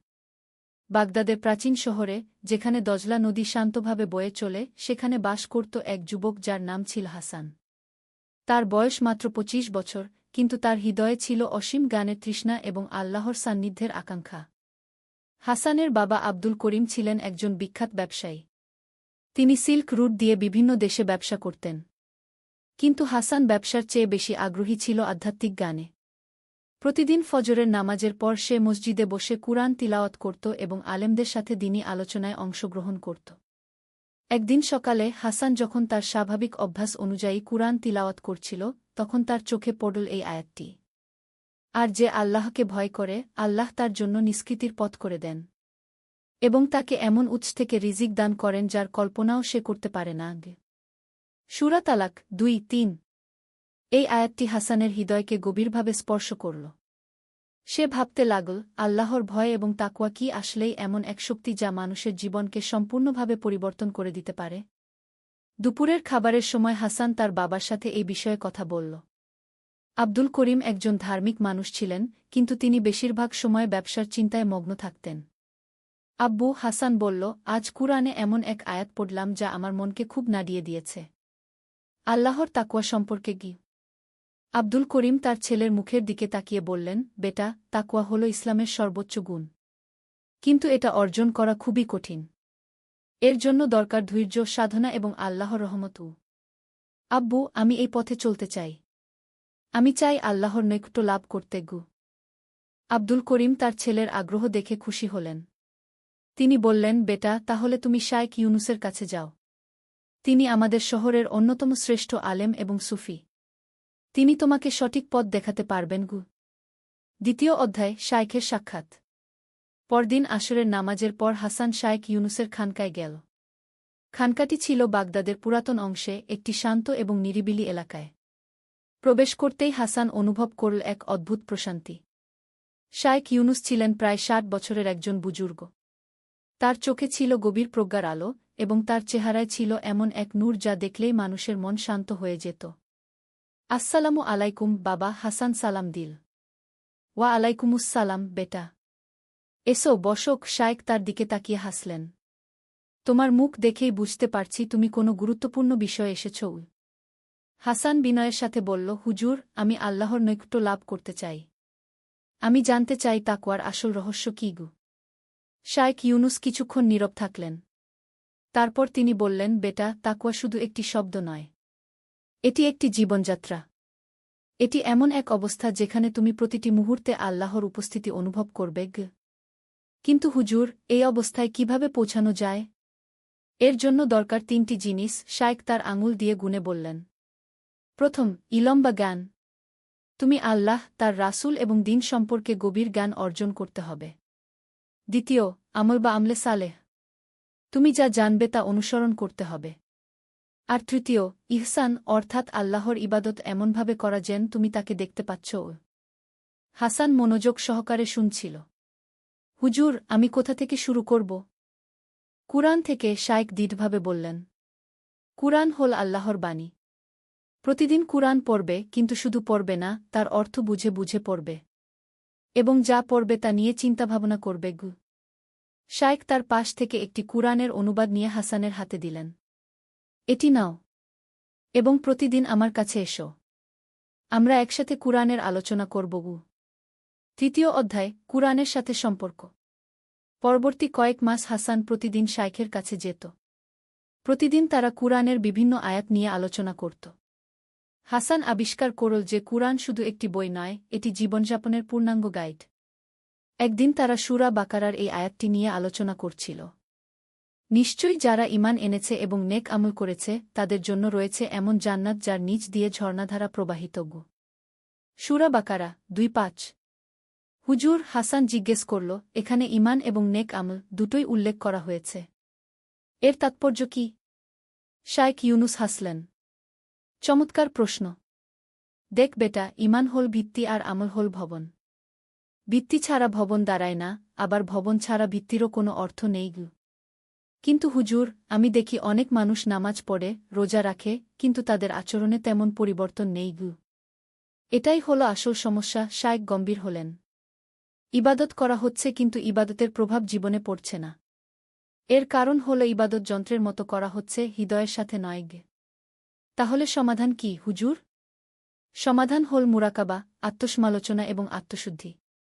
প্রতিটি ইবাদতের পর নিজেকে প্রশ্ন করতে হবে, এই ইবাদত কি আমাকে আল্লাহর কাছে নিয়ে গেল? আমার চরিত্রের কোনো উন্নতি হল কি? হাসান এই কথাগুলো খুব মনোযোগ সহকারে শুনল এবং মনে মনে সিদ্ধান্ত নিল যে সে এই পথেই চলবে। চতুর্থ অধ্যায়, প্রথম পরীক্ষা। হাসান যখন এই নতুন জীবনযাত্রা শুরু করল, তখনই তার প্রথম পরীক্ষা এল। তার বাবার ব্যবসায় একটি বড় সমস্যা দেখা দিল। একটি বড় পরিমাণ মাল জাহাজডুবিতে হারিয়ে গেল, এবং তার ফলে আব্দুল করিমের প্রচুর ক্ষতি হল। একদিন সন্ধ্যায় আব্দুল করিম হাসানকে ডেকে বললেন, বেটা, আমাদের পরিবারের কঠিন সময় চলছে। আমার মনে হচ্ছে তোমার এখন আধ্যাত্মিক সাধনা বন্ধ করে ব্যবসায় মন দেওয়া উচিত। হাসান তার বাবার কথা শুনে খুবই দুঃখিত হল। একদিকে বাবার সাহায্য করার দায়িত্ব, অন্যদিকে আধ্যাত্মিক পথে চলার আকাঙ্ক্ষা। সে কি করবে বুঝতে পারছিল না। সে শায়খ ইউনুসের কাছে গিয়ে তার সমস্যার কথা বলল। শায়খ তার কথা শুনে বললেন, বেটা, ইসলামে কোনো বিষয় এক নয়। পারিবারিক দায়িত্ব পালন করাও ইবাদত। তুমি চাইলে ব্যবসা করেও আল্লাহর নৈকট্য লাভ করতে পারগু। কিন্তু হুজুর, ব্যবসায় তো অনেক সময় এমন পরিস্থিতি আসে যেখানে সেখানেই তো তোমার পরীক্ষা। শায়খ বাধা দিয়ে বললেন, সততা, ন্যায্যতা এবং আল্লাহর উপর ভরসার পরীক্ষা। রাসূল শাহ নিজেও ব্যবসায়ী ছিলেন, কিন্তু তিনি আলামিন বিশ্বস্ত নামে পরিচিত ছিলেন। হাসান বুঝতে পারল যে শায়খ ঠিক কথা বলেছেন। সে সিদ্ধান্ত নিল যে সে বাবার ব্যবসায় সাহায্য করবে, কিন্তু সেখানে ইসলামের শিক্ষা অনুসরণ করবে। পঞ্চম অধ্যায়, ব্যবসায়িক জীবনে আধ্যাত্মিকতা। হাসান তার বাবার ব্যবসায় যোগ দিল, কিন্তু সে শায়খের শিক্ষা অনুসরণ করে সব কাজ করতে লাগল। সে কখনো মিথ্যা বলত না, কখনো কারো সাথে প্রতারণা করত না, এবং সর্বদা ন্যায্য মূল্য নিত। প্রথমে অন্যান্য ব্যবসায়ীরা তাকে নিয়ে হাসাহাসি করত। তারা বলত, এভাবে ব্যবসা করলে তো দেউলিয়া হয়ে যাবে। কিন্তু হাসান কুরআনের এই আয়াত স্মরণ করত, আর যে আল্লাহকে ভয় করে, আল্লাহ তার জন্য নিষ্কৃতির পথ করে দেন। ধীরে ধীরে হাসানের সততার কারণে তার ব্যবসা বাড়তে লাগল। মানুষ তার কাছে আসতে পছন্দ করত, কারণ তারা জানত যে হাসান কখনো তাদের সাথে প্রতারণা করবে না। একদিন একজন বয়স্ক ব্যক্তি হাসানের দোকানে এলেন। তার কাছে বিক্রি করার জন্য কিছু মূল্যবান মুক্তা ছিল। লোকটি মুক্তাগুলোর সঠিক দাম জানত না এবং খুব কম দামে বিক্রি করতে চাইছিল। হাসান বুঝতে পারল যে মুক্তাগুলো অনেক বেশি দামের। সে চাইলে কম দামে কিনে নিয়ে অনেক লাভ করতে পারত, কিন্তু সে তা করল না। চাচা, হাসান বলল, আপনার মুক্তাগুলো অনেক দামি। এগুলোর সঠিক দাম এই কি? এবং সে সঠিক দাম বলল। বয়স্ক ব্যক্তি অবাক হয়ে বললেন, বেটা, তুমি আমাকে সঠিক দাম বলে দিলে কেন? তুমি তো কম দামে কিনতে পারতে। হাসান উত্তর দিল, চাচা, আমি মুসলমান। আমার ধর্ম আমাকে ন্যায্যতার শিক্ষা দিয়েছে। এই ঘটনা বাজারে ছড়িয়ে পড়ল এবং হাসানের সুনাম আরও বৃদ্ধি পেল। ষষ্ঠ অধ্যায়, দাতব্য কাজ এবং সমাজসেবা। ব্যবসায় সফল হওয়ার সাথে সাথে হাসান দাতব্য কাজেও মনোযোগ দিতে লাগল। সে কুরআনের এই আয়াতটি সর্বদা মনে রাখত, তোমরা কল্যাণ লাভ করতে পারবে না যতক্ষণ না তোমরা তা খরচ কর যা তোমরা ভালোবাসো। সূরা আলে ইমরান ৯:২। হাসান নিয়মিত গরিবদের মধ্যে অর্থ বিতরণ করত। কিন্তু সে শুধু অর্থ দিয়েই সন্তুষ্ট থাকত না। সে তাদের কাজের ব্যবস্থা করে দেওয়ার চেষ্টা করত। একদিন সে শহরের বাইরে গিয়ে দেখল যে সেখানে একটি গ্রামের মানুষ পানির অভাবে কষ্ট পাচ্ছে। তাদের একমাত্র কুয়া শুকিয়ে গেছে। হাসান তখনই সিদ্ধান্ত নিল যে সে সেই গ্রামে একটি নতুন কুয়া খনন করে দেবে। কিন্তু এর জন্য প্রচুর অর্থের প্রয়োজন ছিল। সে শায়খ ইউনুসের কাছে গিয়ে এই বিষয়ে পরামর্শ চাইল। শায়খ বললেন, বেটা, এটা একটা চমৎকার কাজ, কিন্তু তুমি একা এই কাজ করার চেষ্টা করো না। অন্যদেরকেও এই নেক কাজে অংশগ্রহণের সুযোগ দাও। হাসান শায়খের পরামর্শ অনুসরণ করে বাজারের অন্যান্য ব্যবসায়ীদের কাছে গেল। সে তাদের গ্রামের সমস্যার কথা বলল এবং কুয়া খননের জন্য সকলের সহায়তা চাইল। প্রথমে অনেকে দ্বিধা প্রকাশ করল, কিন্তু হাসানের সততা এবং তার আন্তরিকতা দেখে ধীরে ধীরে সবাই এগিয়ে এল। কয়েক মাসের মধ্যে যথেষ্ট অর্থ সংগৃহীত হল এবং গ্রামে একটি গভীর কুয়া খনন করা হল। গ্রামের মানুষ যখন পানি পেল, তাদের খুশিতে হাসানের চোখে পানি এসে গেল। সেই রাতে হাসান শায়খের কাছে গিয়ে বলল, হুজুর, আজ আমি এমন এক খুশি অনুভব করেছি যা আগে কখনো পাইনি। শায়খ হেসে বললেন, এটাই হল আল্লাহর নৈকট্যের স্বাদ, বেটা। যখন তুমি অন্যের কল্যাণে কাজ কর, তখন আল্লাহ তোমার হৃদয়কে প্রশান্তি দিয়ে ভরিয়ে দেন। সপ্তম অধ্যায়, বিপদের সময় ধৈর্য। জীবন সর্বদা মসৃণ থাকে না। হাসানের জীবনেও কঠিন সময় এল। একদিন খবর এল যে তার একটি বড় জাহাজ, যাতে প্রচুর মাল ছিল, সেটি ডাকাতদের দ্বারা লুট হয়ে গেছে। এই ঘটনায় হাসানের বিপুল আর্থিক ক্ষতি হল। কিছু মানুষ তাকে বলতে লাগল, দেখ, এত দান খরাত করার ফল। আল্লাহ তোমার মাল রক্ষা করতে পারল না। হাসানের মন খারাপ হয়ে গেল। সে শায়খের কাছে গিয়ে তার মনোভাব ব্যক্ত করল। শায়খ তাকে সান্ত্বনা দিয়ে বললেন, বেটা, এটাই হল পরীক্ষা। আল্লাহ কুরআনে বলেছেন, আর আমি অবশ্যই তোমাদের পরীক্ষা করব ভয়, ক্ষুধা এবং ধনসম্পদ, জীবন ও ফলফসলের ক্ষতির মাধ্যমে। আর ধৈর্যশীলদের সুসংবাদ দাও। সূরা বাকারা 155। তোমার ক্ষতি হয়েছে ঠিকই, কিন্তু তুমি যে নেক আমল করেছ সেগুলোর সোয়াব তো আল্লাহর কাছে সুরক্ষিত রয়েছে গি। হাসান ধৈর্য ধরল এবং আল্লাহর উপর তোয়াক্কুল করল। সে তার ব্যবসা আবার শুরু করল, এবার আরও সাবধানতার সাথে। আল্লাহর রহমতে কয়েক মাসের মধ্যে তার ব্যবসা আবার ঠিক হয়ে গেল। এবং আশ্চর্যের বিষয় হল যে জাহাজটি লুট হয়েছিল বলে মনে করা হচ্ছিল সেটি আসলে অন্য একটি পথ দিয়ে নিরাপদে পৌঁছেছিল। মূলত ভুল খবর ছড়িয়েছিল। অষ্টম অধ্যায়, বিবাহ এবং পারিবারিক জীবন। হাসানের বয়স যখন ৩০ হল তখন তার বাবা তার বিয়ের কথা চিন্তা করতে লাগলেন। আব্দুল করিম একদিন হাসানকে বললেন, বেটা, এখন তোমার বিয়ের সময় হয়েছে। আমি একটি ভালো মেয়ে দেখেছি। হাসান তার বাবার কথায় সায় দিল, কিন্তু সে চাইছিল যে তার স্ত্রী শুধু সুন্দর নয়, বরং দিনদার এবং চরিত্রবান হোক। শাইখ ইউনুস হাসানকে পরামর্শ দিলেন, বেটা, বিয়ের ক্ষেত্রে রাসূল এর হাদিস মনে রেখো, মহিলাকে 4টি কারণে বিয়ে করা হয়: ধনসম্পদের জন্য, বংশের জন্য, সৌন্দর্যের জন্য এবং দিনদারিত্বের জন্য। তুমি দিনদার মহিলাকে বিয়ে কর, তাহলে তোমার হাত ধন্য হবে। হাসানের বাবা যে মেয়েটির কথা বলেছিলেন তার নাম ছিল আয়েশা। তার বাবা হাফেজ আহমদ একজন আলেম ছিলেন। আয়েশা নিজেও কুরআন হিফজ করেছিল এবং ইসলামী শিক্ষায় শিক্ষিত ছিল। দুই পরিবারের মধ্যে কথাবার্তা হল এবং সবার সম্মতিতে হাসান এবং আয়েশার বিয়ে ঠিক হল। বিয়ের অনুষ্ঠান খুবই সাদাসিধে এবং ইসলামী নীতি অনুসারে সম্পন্ন হল। বিয়ের পর হাসান আবিষ্কার করল যে আয়েশা সত্যিকারের একজন নেককার মহিলা। সে নিয়মিত নামাজ পড়ত, কুরআন তিলাওয়াত করত এবং দাতব্য কাজে অংশগ্রহণ করত। নবম অধ্যায়, সন্তান এবং পরবর্তী প্রজন্ম। বিয়ের 2 বছর পর হাসান এবং আয়েশার একটি পুত্র সন্তান জন্মগ্রহণ করল। তারা তার নাম রাখল উমর, দ্বিতীয় খলিফা হরত উমর এর নামানুসারে। শিশু উমরের জন্ম হাসানের জীবনে নতুন দায়িত্বের সংযোজন করল। সে এখন শুধু নিজের এবং স্ত্রীর জন্যই নয়, বরং তার সন্তানের ভবিষ্যতের জন্যও চিন্তা করতে লাগল। একদিন হাসান শাইখ ইউনুসের কাছে গিয়ে বলল, হুজুর, আমি চাই আমার সন্তান একজন ভালো মুসলমান হয়ে বড় হোক। কিন্তু আমি জানি না কিভাবে তাকে সঠিক শিক্ষা দেবগু। শাইখ উত্তর দিলেন, বেটা, সন্তানের শিক্ষার সবচেয়ে বড় মাধ্যম হল বাবা মায়ের আচরণ। তুমি যেভাবে চলো তোমার সন্তান সেই পথেই চলবে। তুমি যদি নামাজি হও সে নামাজি হবে। তুমি যদি সৎ হও সে সৎ হবে গু। হাসান এই কথায় উৎসাহিত হয়ে আরও বেশি দিনী কাজে মনোযোগ দিতে লাগল। সে এবং আয়েশা দুজনেই মিলে একটি ইসলামী পরিবেশ তৈরি করার চেষ্টা করতে লাগল। উমর যখন একটু বড় হল, হাসান তাকে কুরআনের আয়াত শেখাতে শুরু করল। প্রতিদিন সকালে তারা একসাথে কুরআন তিলাওয়াত করত। 10ম অধ্যায়, হজ্জের সফর। হাসানের বয়স যখন 35 হল তখন সে এবং আয়েশা সিদ্ধান্ত নিল যে তারা হজ্জে যাবে। তাদের আর্থিক অবস্থা তখন ভালো ছিল এবং সন্তান উমরও একটু বড় হয়েছিল। হজ্জের প্রস্তুতির জন্য হাসান অনেক দিন ধরে পরিকল্পনা করল। সে শাইখ ইউনুসের কাছে হজ্জের আদবকায়দা এবং তাৎপর্য সম্পর্কে জানতে চাইল। শাইখ বললেন, বেটা, হজ্জ শুধু একটি ধর্মীয় অনুষ্ঠান নয়। এটি আত্মার পরিশুদ্ধির একটি মাধ্যম।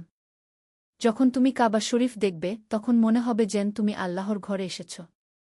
সেই অনুভূতি তোমার সারা জীবনের জন্য হৃদয়ে থেকে যাবে গু। হজ্জের সফরে রওয়ানা হওয়ার আগে হাসান তার সব পাওনাদারদের হক আদায় করল এবং যাদের কাছে তার কোনো পাওনা ছিল তাদেরও ক্ষমা করে দিল। সে চাইছিল সম্পূর্ণ পরিচ্ছন্ন হৃদয় নিয়ে আল্লাহর ঘরে যেতে। মক্কা শরীফে পৌঁছানোর পর যখন হাসান প্রথমবার কাবা শরীফ দেখল, তার চোখ দিয়ে অঝোর ধারায় অশ্রু বইতে লাগল। সে মনে মনে বলল, ইয়া আল্লাহ, আমি তোমার নাচিস বান্দা। তুমি আমাকে তোমার ঘরে ডেকে নিয়েছ। আমার সব গুনাহ মাফ করে দাও। হজ্জের প্রতিটি অনুষ্ঠানে হাসান গভীর মনোযোগ এবং একাগ্রতার সাথে অংশগ্রহণ করল। আরাফার ময়দানে দাঁড়িয়ে সে দোয়া করল তার পরিবার, তার শাইখ এবং সমস্ত মুসলিম উম্মাহর জন্য।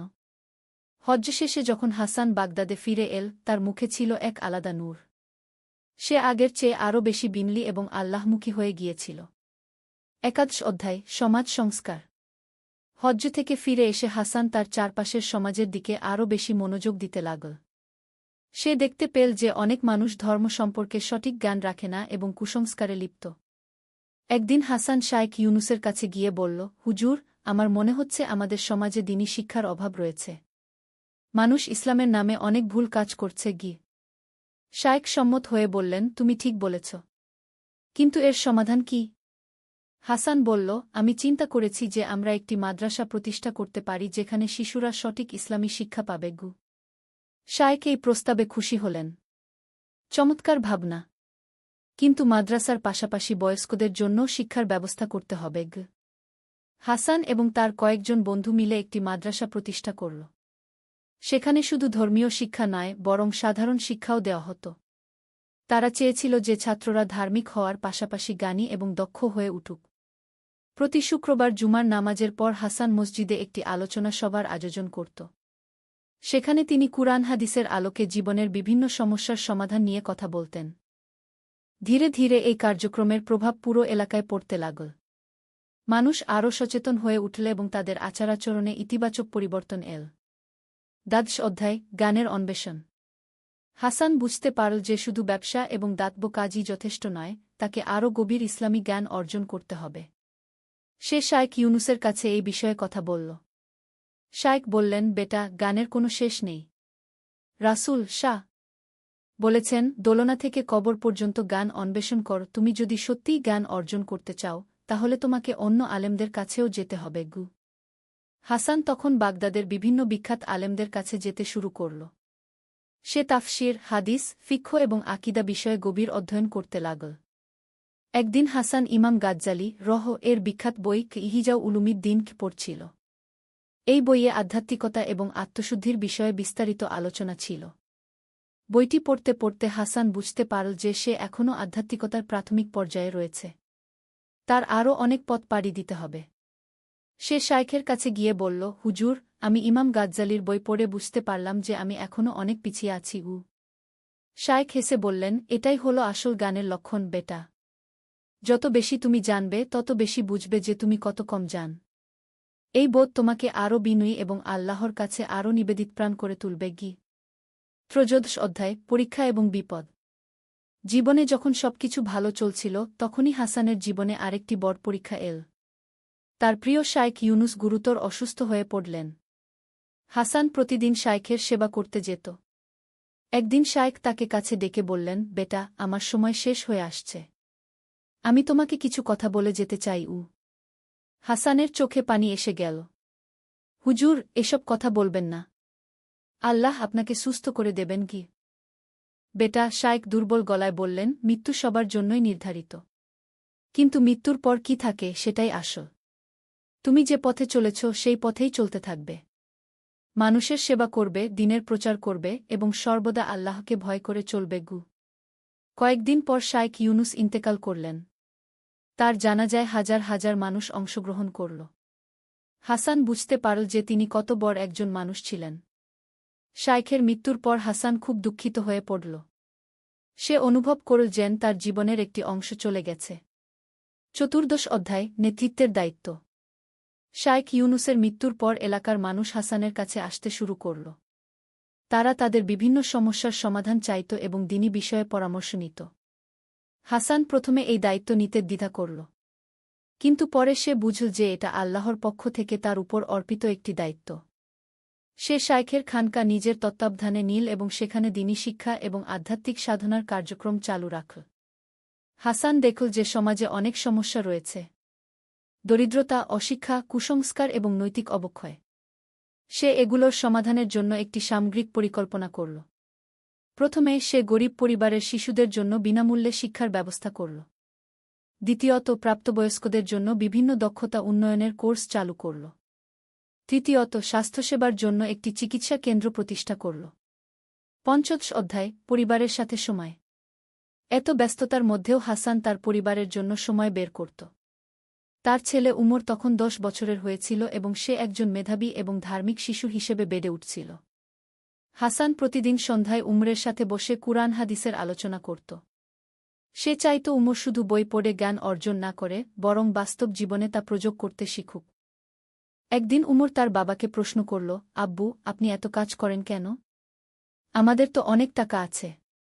আপনি চাইলে আরাম করে থাকতে পারতেন। হাসান তার ছেলের দিকে তাকিয়ে বলল, বেটা, আল্লাহ আমাদের যে সামর্থ্য দিয়েছেন তা শুধু আমাদের ভোগের জন্য নয়। এটা একটা আমানত। আমাদের দায়িত্ব হল এই আমানত সঠিকভাবে ব্যবহার করা। কিন্তু আব্বু, অন্যরা কেন এভাবে কাজ করে না? সবার সামর্থ্য এক নয় বেটা। যার যত সামর্থ্য সে ততটা দায়িত্ব পালন করবে। আর মনে রেখো, যত বেশি দেওয়া হয়েছে তত বেশি জবাবদিহি করতে হবে। উমর তার বাবার কথায় অনুপ্রাণিত হল এবং সেও তার সাধ্যমতো সামাজিক কাজে অংশ নিতে শুরু করল। ষোড়শ অধ্যায়, আন্তর্জাতিক যোগাযোগ। হাসানের কাজের খবর বাগদাদের বাইরেও ছড়িয়ে পড়ল। বিভিন্ন শহর থেকে আলেম এবং সমাজসেবীরা তার সাথে দেখা করতে আসতে লাগল। একদিন দামেস্ক থেকে একজন বিখ্যাত আলেম হাসানের কাছে এলেন। তার নাম ছিল শাইখ আব্দুর রহমান। তিনি হাসানের কাজ দেখে খুবই প্রভাবিত হলেন। ভাই হাসান, তিনি বললেন, আল্লাহ তোমাকে অনেক তৌফিক দিয়েছেন। কিন্তু আমি মনে করি তোমার এই কাজ শুধু বাগদাদেই সীমাবদ্ধ রাখা উচিত নয়। এটা আরও বিস্তৃত করা দরকার। হাসান আগ্রহের সাথে জিজ্ঞেস করল, কিভাবে? আমরা একটি নেটওয়ার্ক তৈরি করতে পারি, শাইখ আব্দুর রহমান বললেন। বিভিন্ন শহরের আলেম এবং সমাজসেবীদের মধ্যে যোগাযোগ রক্ষা করে আমরা আরও বড় পরিসরে কাজ করতে পারি। এই ধারণা হাসানের খুব ভালো লাগল। তারা একসাথে মিলে একটি পরিকল্পনা তৈরি করল। পরবর্তী কয়েক বছরে এই নেটওয়ার্ক অনেক বিস্তৃত হল। বিভিন্ন শহরে শিক্ষা প্রতিষ্ঠান, স্বাস্থ্যসেবা কেন্দ্র এবং দাতব্য প্রতিষ্ঠান গড়ে উঠল। সপ্তদশ অধ্যায়, জীবনের শেষ পর্যায়ে। হাসানের বয়স যখন 50 পেরিয়ে গেল, তখন সে আরও বেশি আত্মসমালোচনা এবং আখিরাতের চিন্তা করতে লাগল। সে প্রতিদিন বেশি বেশি ইবাদত করত এবং আল্লাহর কাছে তাওবা করত। একদিন সে তার ছেলে উমরকে, যে তখন 25 বছরের যুবক হয়েছিল, ডেকে বলল, বেটা, এখন তুমি আমার কাজের দায়িত্ব নিতে পার। আমি চাই তুমি যোগ্যতার সাথে এই দায়িত্ব পালন করব। উমর বলল, আব্বু, আমি এখনও তৈরি নই। আমার আরও শেখার দরকার। তোমার যথেষ্ট প্রস্তুতি হয়েছে, হাসান বলল। এবং মনে রেখো, কাজ করতে করতেই শেখা হয়। তবে সব সময় নিয়ত পরিশুদ্ধ রাখবে এবং আল্লাহর সাহায্য চাইবে। হাসান ধীরে ধীরে তার কাজকর্মের দায়িত্ব উমর এবং অন্যান্য যোগ্য ব্যক্তিদের হাতে ছেড়ে দিতে লাগল। সে নিজে বেশি সময় ইবাদত এবং আধ্যাত্মিক সাধনায় কাটাতে লাগল। অষ্টাদশ অধ্যায়, জীবনের উপসংহার। হাসানের বয়স যখন 55 হল, তখন একদিন রাতে সে একটি স্বপ্ন দেখল। স্বপনে সে দেখল যে তার প্রিয় শাইখ ইউনুস তার কাছে এসে বলছেন, বেটা, তুমি তোমার কাজ সম্পন্ন করেছ। এখন আল্লাহর সাক্ষাতের জন্য প্রস্তুত হও। স্বপ্ন থেকে জেগে উঠে হাসান বুঝল যে তার সময় শেষ হয়ে আসছে। সে তার সব কাজকর্ম গুছিয়ে নিল এবং পরিবার ও বন্ধুদের কাছে বিদায় নিল। কয়েক মাস পর হাসান অসুস্থ হয়ে পড়ল। কিন্তু তার চেহারায় ছিল গভীর প্রশান্তি। সে জানত যে সে তার জীবন আল্লাহর সন্তুষ্টির জন্য কাটিয়েছে। মৃত্যুর কয়েকদিন আগে হাসান তার ছেলে উমরকে কাছে ডেকে বলল, বেটা, আমি তোমাকে আল্লাহর রহমতের অসীম সাগর। প্রথম অধ্যায়, হারিয়ে যাওয়া আলো। বাগদাদের এক প্রান্তে তিগ্রিস নদীর তীরে একটি ছোট্ট গ্রাম ছিল। গ্রামের নাম ছিল নুরানপুর, আলোর শহর। কিন্তু বিধিবাম, সেই আলোর শহরেই বাস করত এক যুবক, যার অন্তরে কোনো আলো ছিল না। তার নাম ছিল হারিস ইবনে উমর। হারিস ছিল একজন দক্ষ কারিগর। তার হাতের কাজ দেখে মানুষ মুগ্ধ হয়ে যেত। কিন্তু তার হৃদয় ছিল পাথরের মতো কঠিন। সে আল্লাহকে বিশ্বাস করত না। নামাজ, রোজা, হজ এসব তার কাছে অর্থহীন মনে হতো। সে মনে করত মানুষের ভাগ্য তার নিজের হাতেই নির্ধারিত হয়, আল্লাহ নামে কোনো শক্তির প্রয়োজন নেই। হারিসের বাবা আবু বকর ছিলেন একজন নেককার মুসলিম। তিনি দিনরাত তার ছেলের হেদায়েতের জন্য দোয়া করতেন। মা ফাতিমাও রাত জেগে কান্নাকাটি করতেন। কিন্তু হারিসের মন যেন পাথরের চেয়েও শক্ত হয়ে গিয়েছিল। একদিন সকালে হারিস তার কর্মশালায় বসে একটি সুন্দর কাঠের সিন্দুক তৈরি করছিল। তার কাজের নিপুণতা দেখে সবাই মুগ্ধ হয়ে যেত। ঠিক সেই মুহূর্তে তার কর্মশালায় এলেন শেখ আহমদ, গ্রামের প্রধান ইমাম। তিনি ছিলেন অত্যন্ত জ্ঞানী এবং ধার্মিক একজন মানুষ। আসসালামু আলাইকুম, হারিস, কি শেখ আহমদ সালাম দিলেন। হারিস মাথা তুলে তাকাল, কিন্তু সালামের জবাব দিল না। কি চান শেখ সাহেব? তোমার কাজ দেখে আসলাম। সত্যিই অসাধারণ। আল্লাহ তোমাকে কত সুন্দর হাত দিয়েছেন। আল্লাহর কি আর অভাব আছে? এসব আমার নিজের মেধা আর পরিশ্রমের ফল, হারিস ঠান্ডা গলায় বলল। শেখ আহমদ দীর্ঘশ্বাস ফেললেন। হারিস, তুমি কি কখনো ভেবে দেখেছ এই হাত তুমি কোথায় পেলে? এই চোখ, এই মস্তিষ্ক? সবকিছু তো আল্লাহর দান। দেখুন শেখ সাহেব, আপনি আপনার ধর্মকর্ম নিয়ে থাকুন। আমাকে বোঝানোর চেষ্টা করবেন না। আমি কারো সাহায্য ছাড়াই এতদূর এসেছি। হারিস একটু রুট স্বরেই বলল। শেখ আহমদ চুপ থাকলেন কিছুক্ষণ। তারপর বললেন, আল্লাহ তোমার হৃদয়ে হেদায়েতের নূর দান করুন। আর একটা কথা মনে রেখো হারিস, গর্ভপতনের পূর্বে আসে গ। শেখ আহমদ চলে গেলেন। হারিস তার কাজে মন দিল। কিন্তু শেখের শেষ কথাটা তার মনে গেঁথে গেল। দুপুরের পর হারিস বাজারে গেল কিছু কাঠ কিনতে। পথে সে দেখল এক বৃদ্ধ ভিক্ষুক ক্ষুধায় কাতর হয়ে পড়ে আছে। লোকজন তাকে এড়িয়ে চলেছে। খোদার নামে একটু খাবার দিন বাবা। 3 দিন কিছু খায়নি বৃদ্ধ কাকুতি মিনতি করছিল। হারিস দাঁড়াল। তার পকেটে কিছু দিরহাম ছিল। একটু ভাবল, তারপর বৃদ্ধের দিকে একটি দিরহাম ছুড়ে দিয়ে বলল, নাও, কিন্তু খোদার নাম করো না। এটা আমার দয়া। বৃদ্ধ অভুক্ত হাতে দিরহামটি তুলে নিল। আল্লাহ আপনার মঙ্গল করুন বাবা গ। বললাম না খোদার নাম করতে। হারিস বিরক্ত হয়ে বলল। বৃদ্ধ চুপ হয়ে গেল। তার চোখে কষ্টের ছায়া পড়ল। হারিস বাজার থেকে কাঠ কিনে বাড়ি ফিরল। সন্ধ্যায় মা খাবার ডাকল। খাবার টেবিলে বসে বাবা বললেন, হারিস, আজ শেখ আহমদ তোমার কথা বলছিলেন। কি বলেছেন? হারিস প্রশ্ন করল। বলেছেন তুমি খুবই মেধাবী ছেলে, কিন্তু ইমানের অভাবে তুমি পথভ্রষ্ট হয়ে গেছ। তিনি বলেছেন তোমার জন্য তিনি বিশেষ দোয়া করেন গু। হারিস হাসল। শেখ সাহেবের দোয়ায় কি আর হয়? আমি আমার মতোই ভালো আছি। হারিস, তুমি জানো না দোয়ার কত বড় শক্তি, মা ফাতিমা বললেন। আল্লাহর কাছে কিছুই অসম্ভব নয় গে। আম্মা, এসব বিশ্বাস করে আপনারা নিজেদের সান্ত্বনা দেন। আসলে কিছুই হয় না। হারিস উঠে গেল খাবার টেবিল থেকে। রাতে শুতে যাওয়ার আগে হারিস জানালা দিয়ে আকাশের দিকে তাকাল। অসংখ্য তারকা আকাশে জ্বলজ্বল করছিল। একটা অদ্ভুত অনুভূতি হল তার। এত সুন্দর এই মহাবিশ্ব কি সত্যিই আপনা আপনি তৈরি হয়েছে? কিন্তু পরক্ষণেই সে মাথা নেড়ে এই চিন্তা ঝেড়ে ফেল। দ্বিতীয় অধ্যায়, প্রথম আঘাত। পরের দিন সকালে হারিস তার কর্মশালায় গিয়ে দেখল রাতে ঝড়ের কারণে তার অর্ধেক কাজ নষ্ট হয়ে গেছে। যে সুন্দর সিন্দুকটি সে তৈরি করছিল সেটি ভেঙে চুরমার হয়ে গেছে। এটা কি হল? হারিস রাগে ফেটে পড়ল। কত পরিশ্রম করে এটা বানিয়েছিলাম। তার সহযোগ করিম বলল, ভাইজান, প্রাকৃতিক দুর্যোগ তো। এতে আমাদের কিছু করার নেই। প্রাকৃতিক দুর্যোগ মানে? এসব তো কুসংস্কার। ঝড় হবে, আমাদের ক্ষতি হবে, এটাই স্বাভাবিক, হারিস বলল, কিন্তু তার গলায় এবার একটু কষ্ট ছিল। সারাদিন সে নতুন করে কাজ শুরু করল, কিন্তু মন বসছিল না। বিকালে এক ক্রেতা এল। তার কাছে একটি বিশেষ ধরনের আলমিরা চেয়েছিল। হারিস দেখাল যে কাজটি নষ্ট হয়ে গেছে। কবে দিতে পারবেন? ক্রেতা জিজ্ঞেস করল। আরও 1 সপ্তাহ লাগবে, হারিস বলল। তাহলে আর দরকার নেই। অন্য কারিগরের কাছে চলে যাব। ক্রেতা চলে গেল। হারিসের মুখ শুকিয়ে গেল।